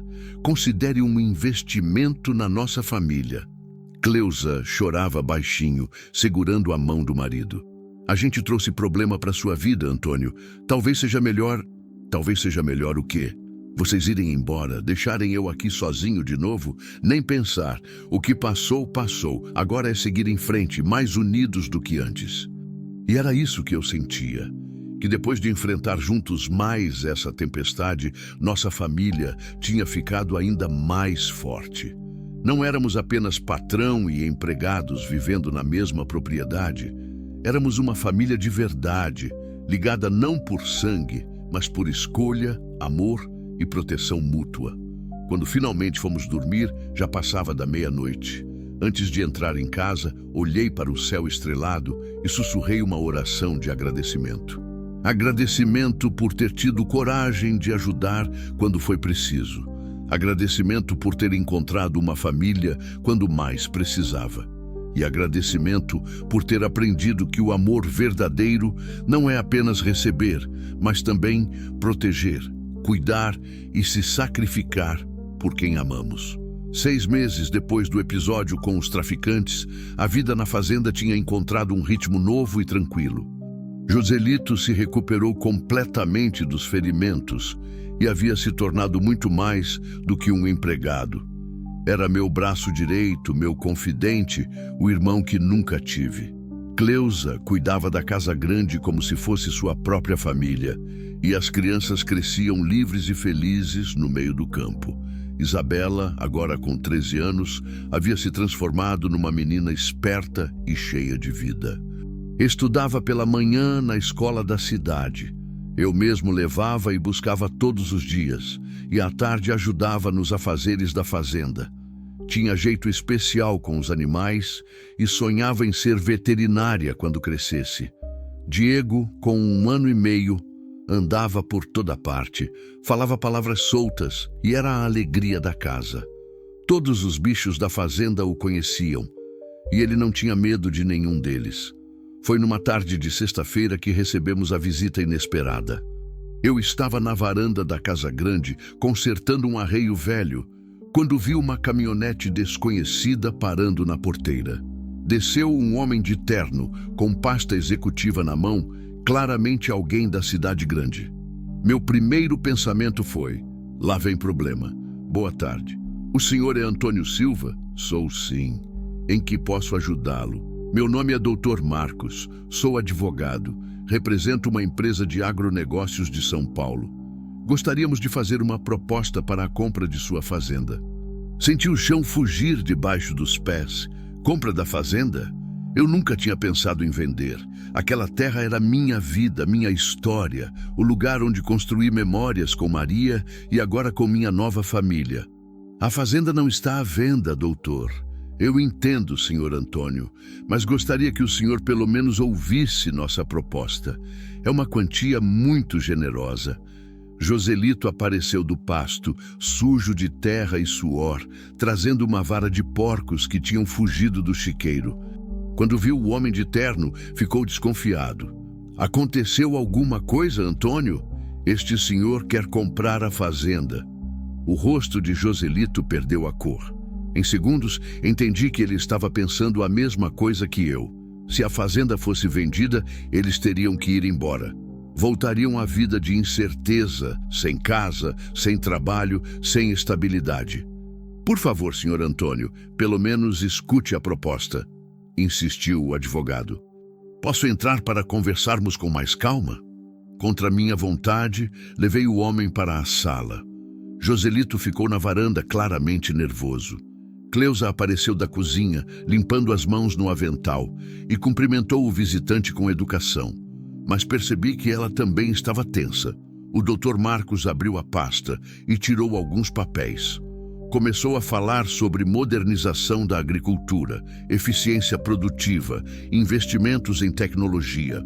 A empresa que ele representava queria comprar várias fazendas da região para formar um complexo agroindustrial. Nossa oferta é de R$ 2.200.000 pela propriedade completa, disse ele com um sorriso que achava irresistível. R$ 2.200.000. Era muito dinheiro, mais do que eu sonhara ter na vida. Com esse dinheiro, poderia comprar uma casa na cidade, investir numa poupança e viver o resto da vida sem trabalhar. É uma quantia generosa mesmo, admiti. Mas como eu disse, a fazenda não está à venda. Senhor Antônio, o senhor já tem idade para se aposentar. Por que não aproveitar a vida, viajar, conhecer outros lugares? Com esse dinheiro, o senhor poderia morar onde quisesse. Foi então que percebi o que realmente estava em jogo. Não era apenas a venda de uma propriedade, era o fim de um modo de vida. O fim da minha família construída com tanto carinho. O fim de um sonho que estava apenas começando. Doutor, posso fazer uma pergunta? O que aconteceria com as pessoas que trabalham aqui? Bem, isso é uma questão administrativa. A empresa tem seus próprios funcionários, equipamentos modernos. Provavelmente não haveria necessidade de manter o pessoal atual. Pronto, ali estava a resposta que eu precisava ouvir. Vender a fazenda significaria abandonar Joselito, Cleusa e as crianças. Significaria destruir a família que levamos tanto tempo para construir. Dr. Marcos, muito obrigado pela proposta. Mas minha resposta é não. Senhor Antônio, o senhor não quer pelo menos pensar um pouco. É muito dinheiro. Não preciso pensar. Há coisas na vida que não se compram nem se vendem. O advogado guardou os papéis, visivelmente frustrado. Tentou argumentar mais um pouco, falou sobre oportunidades perdidas, sobre o futuro incerto da agricultura familiar. Mas minha decisão estava tomada. Depois que ele foi embora, sentei na varanda com Joselito e Cleusa. As crianças brincavam no terreiro, alheias à conversa que quase mudou suas vidas. Antônio, você teve uma oportunidade única aí, disse Joselito, a voz embargada. 2 milhões. Com esse dinheiro você poderia fazer qualquer coisa. Eu já estou fazendo o que quero fazer. Estou vivendo com minha família, cuidando da terra que amo, vendo vocês crescerem e serem felizes. Que dinheiro pode comprar isso? Cleusa começou a chorar, mas era choro de emoção. Você abriu mão de uma fortuna por nossa causa. Não abri mão de nada. Escolhi o que é mais importante. Naquela noite, depois do jantar, ficamos todos na varanda conversando sobre o futuro. Isabela, que agora já entendia melhor as coisas dos adultos, fez uma pergunta que me pegou de surpresa. Tio Antônio, quando você morrer, o que vai acontecer com a fazenda? Era uma pergunta dura, mas necessária. Eu não tinha herdeiros diretos, não tinha testamento. Se morresse, a fazenda provavelmente seria vendida para pagar impostos e minha família ficaria sem nada. Por que você quer saber isso, minha filha? Porque eu não quero ir embora daqui nunca. Este é meu lugar no mundo. Aqui eu sou feliz. As palavras da menina me emocionaram profundamente. Ali estava uma criança de 13 anos falando sobre pertencimento, sobre raízes, sobre lar. Algo que muitos adultos passam a vida inteira procurando. Isabela, você gostaria de ser minha herdeira legal? Você e o Diego? Joselito e Cleusa se entreolharam surpresos. Como assim? Perguntou Joselito. Adoção. Eu adoto as crianças, elas passam a ser legalmente minhas filhas. Quando eu morrer, a fazenda fica para elas, vocês dois continuam aqui cuidando de tudo até elas crescerem. Antônio, isso é muita responsabilidade. Você tem certeza? Tenho. Vocês são minha família. Esta fazenda é nosso lar. Não faz sentido deixar que ela vá parar nas mãos de estranhos quando eu morrer. Isabela pulou do banco e me abraçou forte. Eu aceito. Eu quero ser sua filha de verdade. E quando eu crescer, vou cuidar da fazenda igual você cuida. Diego, que estava no colo da mãe, estendeu os bracinhos para mim, como se entendesse que algo importante estava acontecendo. No mês seguinte, demos início ao processo de adoção. Foi uma burocracia longa e complicada. Entrevistas com assistentes sociais, avaliações psicológicas, visitas técnicas.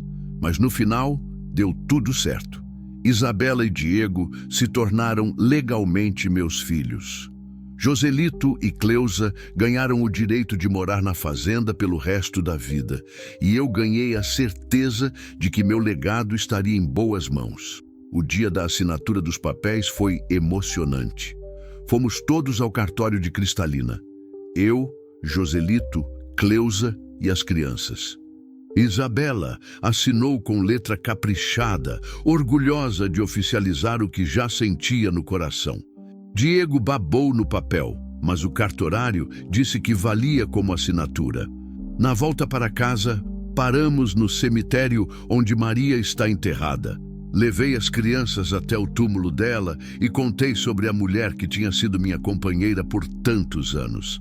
Ela era uma pessoa boa, igual vocês. Cuidava dos outros, gostava de família, sonhava em ter filhos.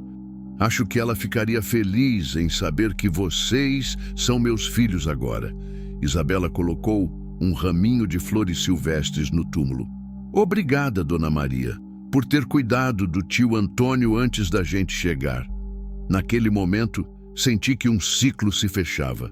A dor da perda de Maria não tinha desaparecido, nunca desapareceria completamente, mas havia sido transformada em algo construtivo.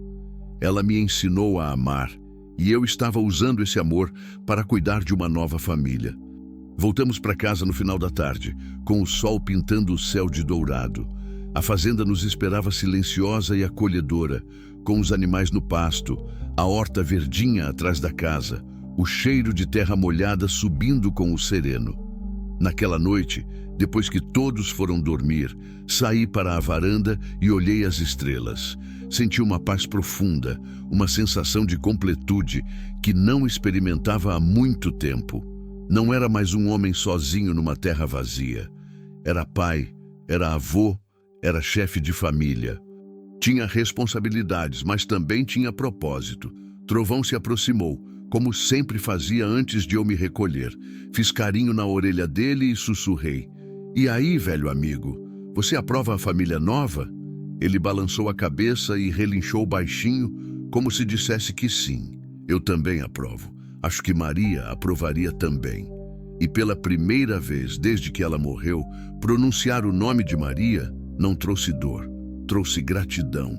Gratidão por ter sido amado por ela. Gratidão por ter aprendido com ela o que é amar de verdade. E gratidão por ter coragem de amar de novo, de forma diferente, mas não menos intensa. A fazenda dormia em paz, embalada pelo canto dos grilos e pelo murmúrio do vento nos galhos das árvores. E eu também dormia em paz, sabendo que no dia seguinte acordaria numa casa cheia de vida, com filhos para criar, terra para cuidar e uma família para amar. Finalmente, depois de tanto tempo perdido na escuridão da solidão, a luz tinha voltado à minha vida. E dessa vez, Eu sabia que ela não se apagaria mais. 3 anos depois da adoção, numa manhã de dezembro que prometia ser quente como sempre, acordei com um barulho diferente batendo no telhado da casa. Demorei alguns segundos para entender o que era, porque fazia tanto tempo que não ouvia esse som. Era chuva. Chuva de verdade, grossa, abundante, molhando a terra seca depois de quase 6 anos de seca. Levantei da cama e corri para a varanda. O céu estava carregado de nuvens escuras e a água caía com força, formando poças no terreiro, enchendo os bebedouros dos animais, lavando a poeira vermelha que cobria tudo. O cheiro de terra molhada subiu forte, aquele perfume que só quem vive no campo conhece de verdade. Antônio, Antônio, tá chovendo, gritou Isabela, aparecendo correndo da casa dos caseiros, ainda de camisola, os cabelos soltos voando no vento. Ela tinha 16 anos agora, uma moça bonita e inteligente que estava terminando o ensino médio e sonhava em cursar veterinária na universidade. Mas naquele momento, debaixo da chuva, parecia uma criança de novo, correndo de braços abertos, girando no meio do terreiro, rindo como se fosse a primeira chuva da vida dela. Diego apareceu logo atrás, com 4 anos e meio, seguido pelos pais.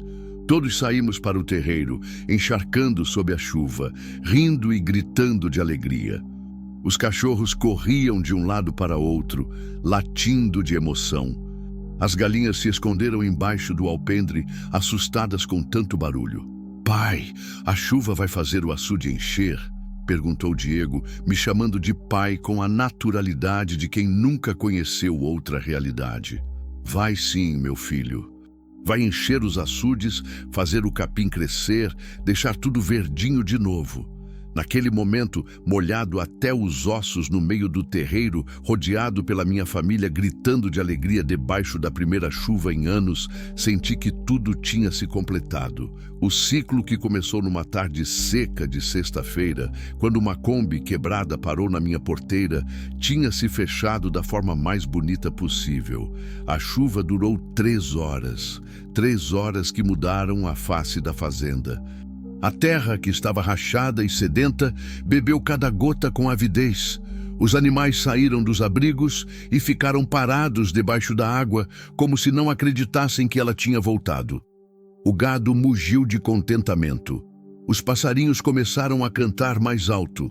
Quando parou de chover, saímos todos para ver os estragos. Não eram estragos ruins, eram os estragos da vida voltando.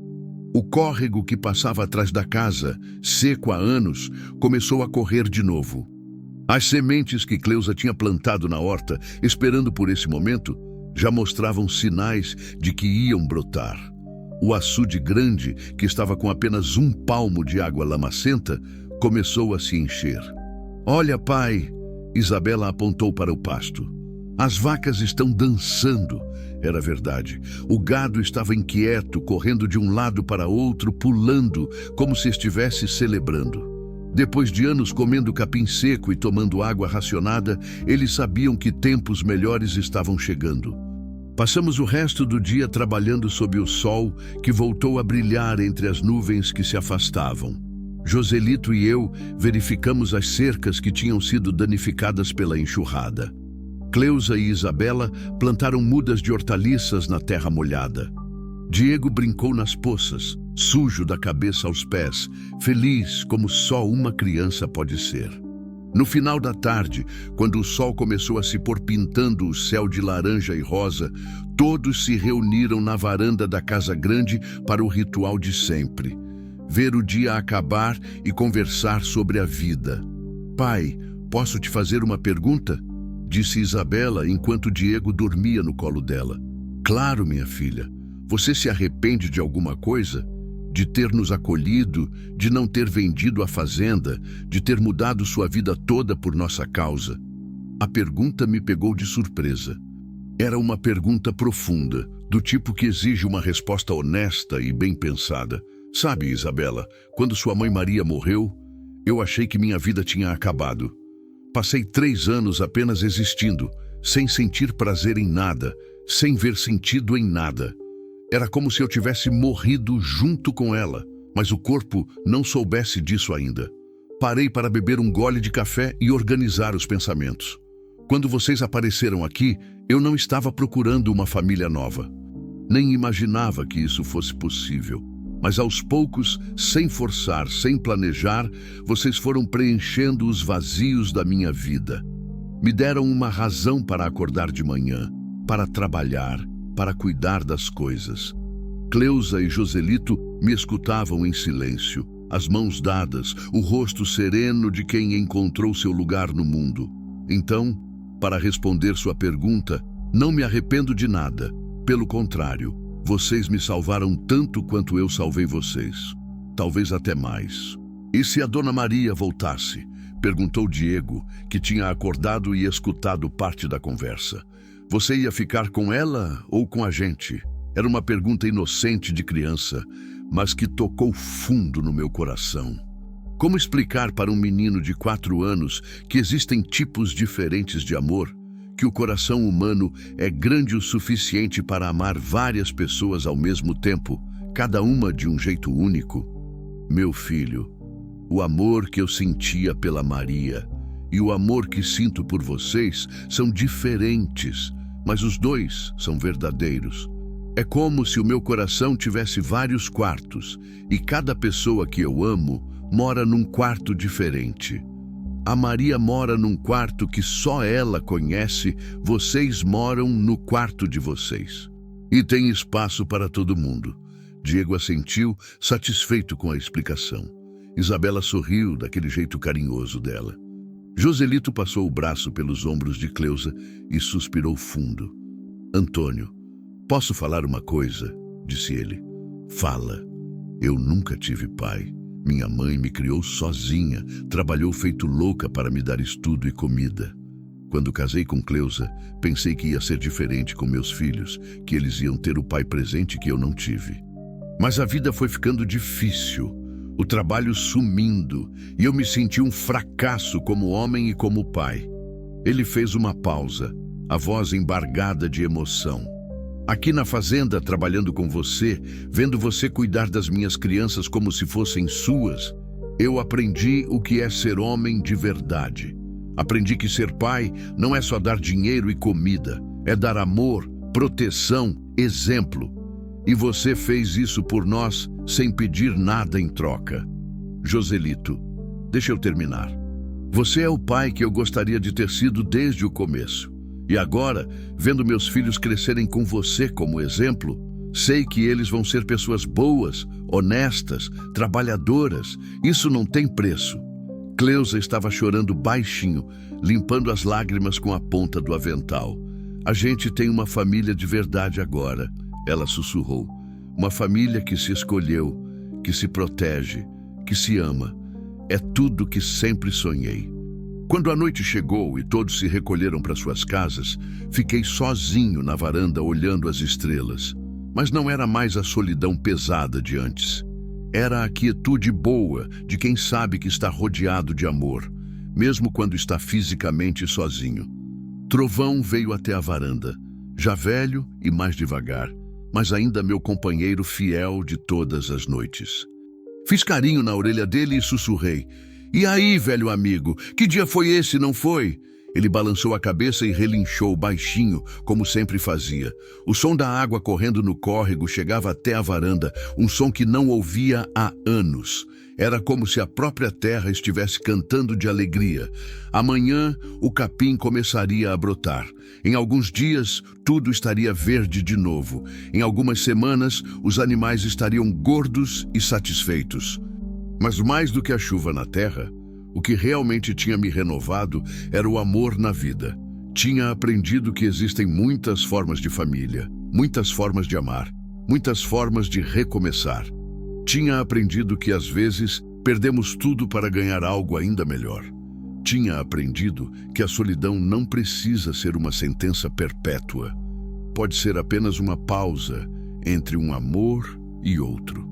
Quando me levantei para entrar em casa, olhei uma última vez na direção da casa dos caseiros. Havia luz na janela do quarto das crianças, provavelmente Isabela lendo antes de dormir. Havia movimento na cozinha. Cleusa preparando a mamadeira noturna de Diego. Havia vozes baixas na varanda.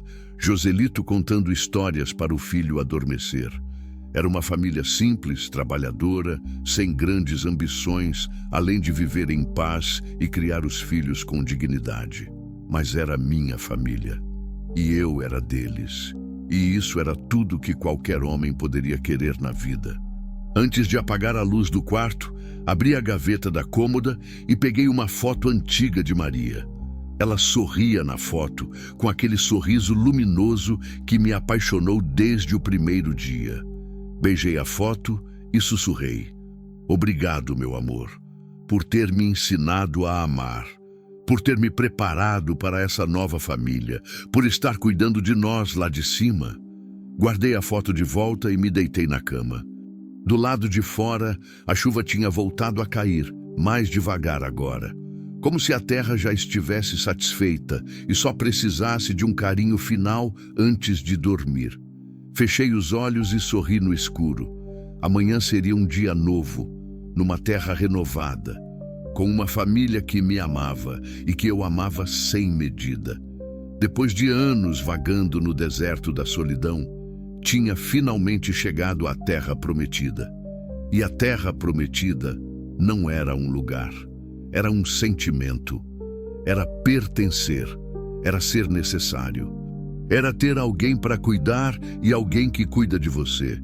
Era acordar todos os dias sabendo que sua vida tem sentido, que suas escolhas importam, que seu amor faz diferença no mundo. A chuva continuou caindo, lavando a terra, renovando a vida, lembrando que depois de toda seca sempre vem uma estação nova. E eu dormi em paz, sabendo que finalmente tinha aprendido a lição mais importante da vida, que o amor verdadeiro não é aquele que recebemos, mas aquele que temos coragem de dar, mesmo depois de ter perdido tudo, mesmo depois de ter o coração partido, mesmo depois de achar que não sobrou nada dentro de nós para oferecer ao mundo. O amor sempre volta, como a chuva, como a esperança, como a vida que insiste em brotar, mesmo na terra mais seca, quando finalmente chegam as águas do céu. O cheiro de bolo de milho saindo do forno me despertou numa manhã de domingo ensolarada. Era abril, época da colheita do milho que plantamos no ano anterior, e Cleusa havia prometido fazer o bolo especial da receita da avó dela para comemorar. Levantei da cama com mais dificuldade do que antigamente. Aos 68 anos, o corpo já não obedece com a mesma agilidade de antes, mas o coração estava leve como o de um menino. Da janela do quarto, podia ver a fazenda em todo o seu esplendor. 10 anos de chuvas regulares tinham transformado aquela terra seca num verdadeiro oásis verde. O açude grande estava cheio, espelhando o céu azul. Os pastos eram um tapete verdejante, onde o gado gordo pastava tranquilo.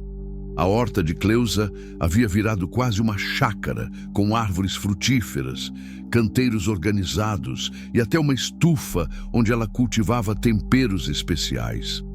Encontrei Isabela na cozinha, ajudando a mãe adotiva com o café da manhã.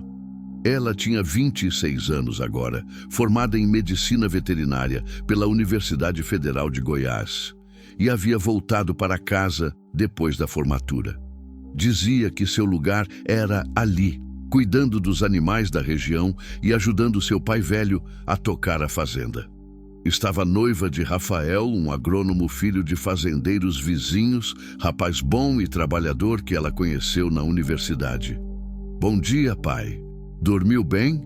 Ela me cumprimentou com um beijo na testa. "Dormi ótimo.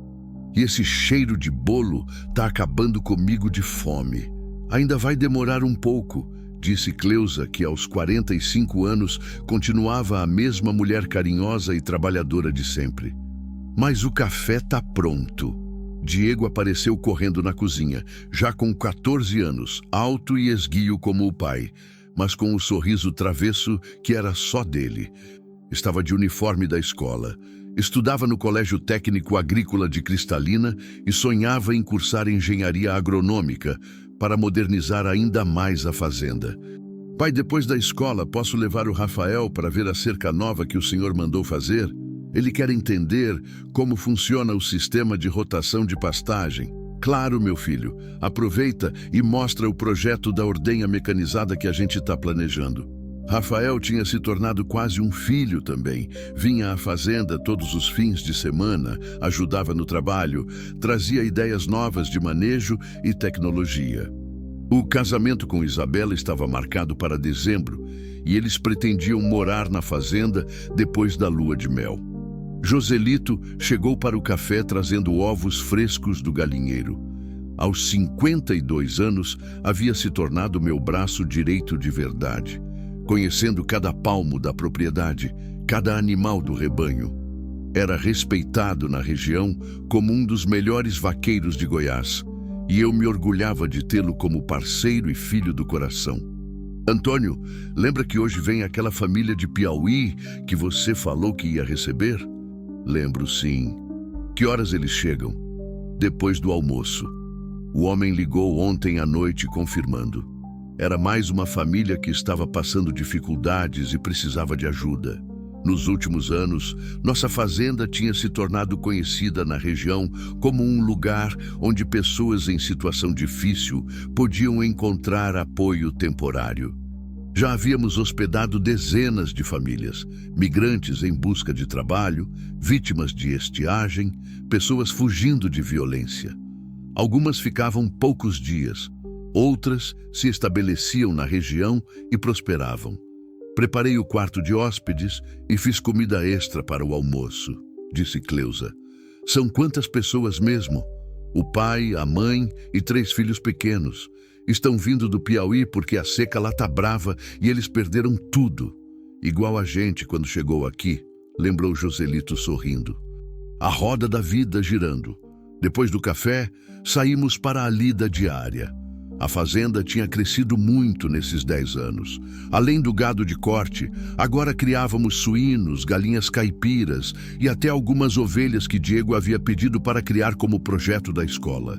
A produção de leite abastecia a cooperativa da região e vendíamos queijos artesanais que Cleusa aprendeu a fazer num curso em Brasília. Isabela acompanhou Joselito e eu na visita aos pastos, conferindo a saúde dos animais com o olhar treinado de veterinária. Era bonito vê-la trabalhar.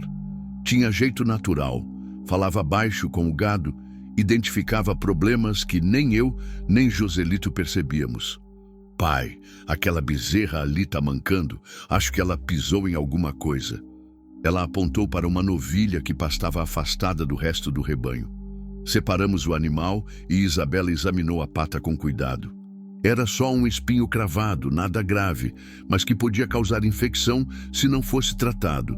Ela tirou o espinho, limpou o ferimento e aplicou um cicatrizante. Pronto. Em alguns dias, ela tá boa como nova. Você tem mão boa para os bichos, minha filha. Igual sua mãe Maria tinha. Era verdade. Nos últimos anos, tinha notado várias semelhanças entre Isabela e Maria. Não físicas. Isabela era morena e alta. Maria era loira e baixinha.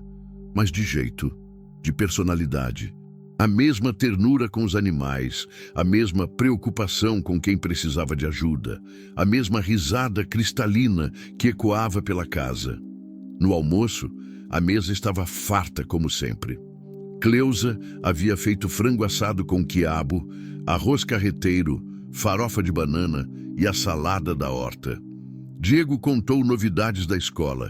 Isabela falou sobre um curso de inseminação artificial que queria fazer.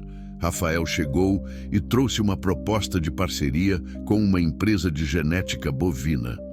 A ideia é melhorar ainda mais a qualidade do rebanho, explicou ele. Com inseminação artificial e seleção genética, podemos aumentar a produtividade sem aumentar o número de animais. Gosto da ideia, concordei. Sempre quis que esta fazenda fosse modelo de sustentabilidade na região. Depois do almoço, a família do Piauí chegou numa Kombi velha, que me lembrou dolorosamente da primeira vez que vi Joselito e sua família. Era a mesma cena. Veículo quebrado, pessoas cansadas, crianças com cara de fome, olhar de quem não sabe para onde ir.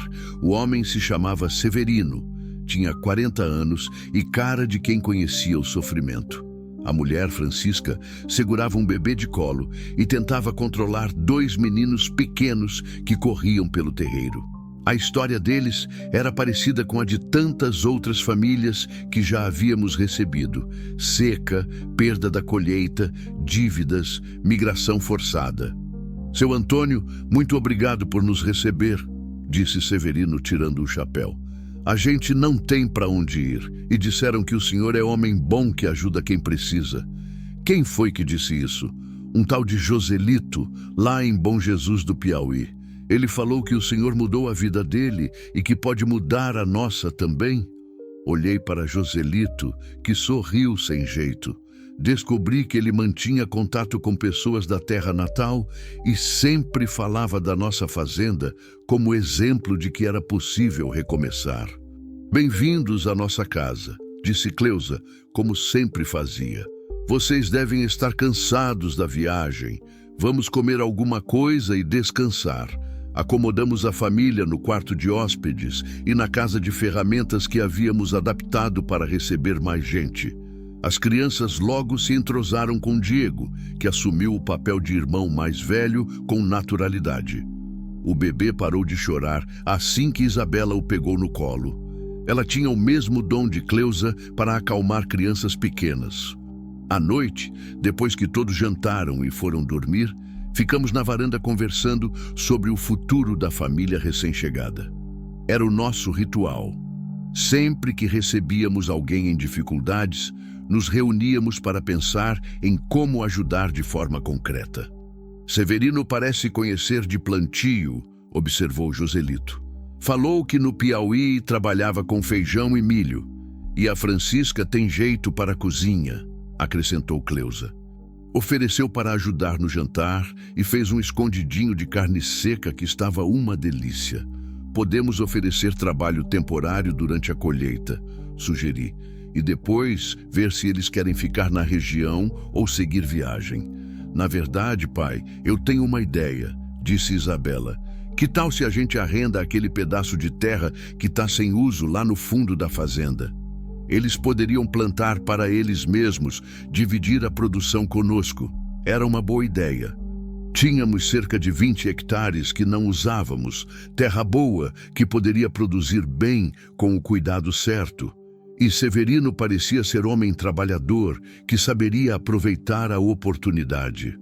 Amanhã vou conversar com ele sobre isso, decidi. Quando todos se recolheram, fiquei sozinho na varanda olhando as estrelas. Trovão não estava mais comigo. O velho cavalo havia morrido 2 anos antes, aos 27 anos, uma idade muito avançada para um equino. Enterramos ele embaixo do jatobá, onde sempre descansávamos nos dias de trabalho, e plantamos flores em volta do túmulo. Diego chorou mais que todo mundo. Trovão era o avô de 4 patas que ele nunca teve. Agora eu tinha um cavalo novo, um baio jovem chamado Ventania, mas ainda sentia falta do companheiro de tantos anos. As conversas noturnas com Trovão me faziam falta. Aqueles momentos em que eu dividia com ele minhas preocupações e alegrias. Mas naquela noite, olhando as luzes acesas na casa dos caseiros e no quarto de hóspedes, senti que Trovão aprovaria o que nossa família tinha se tornado. Uma fazenda próspera, uma família unida, um lugar onde pessoas em dificuldades podiam encontrar apoio e nova chance. Nos 10 anos que se passaram desde aquela primeira chuva, havíamos ajudado mais de 50 famílias. Algumas seguiram viagem depois de alguns dias ou semanas. Outras se estabeleceram na região e prosperaram. 3 casais que conheceram aqui se casaram e construíram suas vidas por perto. 5 crianças que chegaram desnutridas estavam agora estudando em boas escolas. 2 jovens que passaram por aqui conseguiram bolsas de estudo em universidades. Não era caridade o que fazíamos, era investimento na humanidade. Era plantar sementes de bondade, esperando que elas germinassem em outros lugares, em outras pessoas, multiplicando o bem no mundo. Antes de entrar para dormir, passei pela cozinha para beber água e encontrei uma luz acesa. Era Francisca, a mulher do Piauí, preparando uma madeira para o bebê. Desculpa, seu Antônio. O menino acordou com fome e eu não queria acordar ninguém. Não precisa se desculpar, esta é sua casa agora. Ela me olhou com lágrimas nos olhos.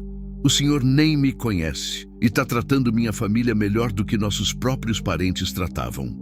Por quê?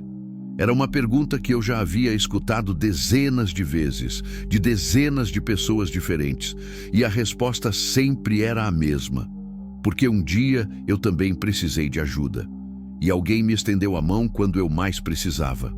Agora é minha vez de estender a mão para quem precisa. Que Deus abençoe o senhor e toda a sua família. Já abençoou, mais do que eu merecia. No meu quarto, antes de apagar a luz, olhei a foto de Maria na mesinha de cabeceira. Era a mesma foto de sempre, mas agora estava acompanhada de outras. Fotos de formatura de Isabela, de aniversário de Diego, do casamento civil de Joselito e Cleusa. Eles decidiram oficializar a união 5 anos atrás. De festas de Natal com a casa cheia de gente. E aí, meu amor, o que você acha da nossa família grande? Sussurrei para a foto como fazia todas as noites. E como sempre, senti que ela aprovava. Que estava orgulhosa do homem que eu tinha me tornado, da família que construímos, do bem que espalhávamos pelo mundo. Apaguei a luz e me deitei, ouvindo os sons da noite. Grilos cantando, vento balançando as árvores, o murmúrio distante de vozes na casa dos caseiros, provavelmente Severino e Francisca conversando baixo sobre os planos para o futuro. Amanhã seria mais um dia de trabalho, mais um dia de convivência familiar, mais um dia de pequenas alegrias e responsabilidades cotidianas. Diego iria para a escola, Isabela atenderia alguns animais doentes na região, Joselito e eu cuidaríamos do gado, Cleusa faria suas receitas e cuidaria da casa. Rafael viria no final da tarde trazer novidades sobre o planejamento do casamento. E no meio de tudo isso, ajudaríamos mais uma família a recomeçar, a encontrar esperança, a descobrir que sempre é possível plantar de novo, mesmo depois da seca mais longa. Era uma vida simples, mas era uma vida com propósito. Era uma vida que fazia diferença. Era uma vida que valia a pena ser vivida. E quando o sono finalmente chegou, sorri pensando que Maria estaria orgulhosa de ver como o amor que ela plantou no meu coração tinha crescido, se multiplicado, e agora dava frutos em tantas vidas diferentes. O amor sempre volta, e quando volta, nunca vem sozinho. Traz consigo esperança, família, propósito e a certeza de que cada dia é uma nova oportunidade de fazer o bem no mundo. Na fazenda que um dia foi seca e silenciosa, agora havia vida, risos, trabalho e esperança brotando como plantas depois da chuva. E eu sabia que essa colheita de amor duraria para sempre, passando de geração em geração, multiplicando-se infinitamente no coração de todos que fossem tocados por ela. Era assim que as coisas deveriam ser. Era assim que Maria gostaria que fossem. Era assim que continuariam sendo, muito depois que eu não estivesse mais aqui para cuidar da terra e da família que tanto amava.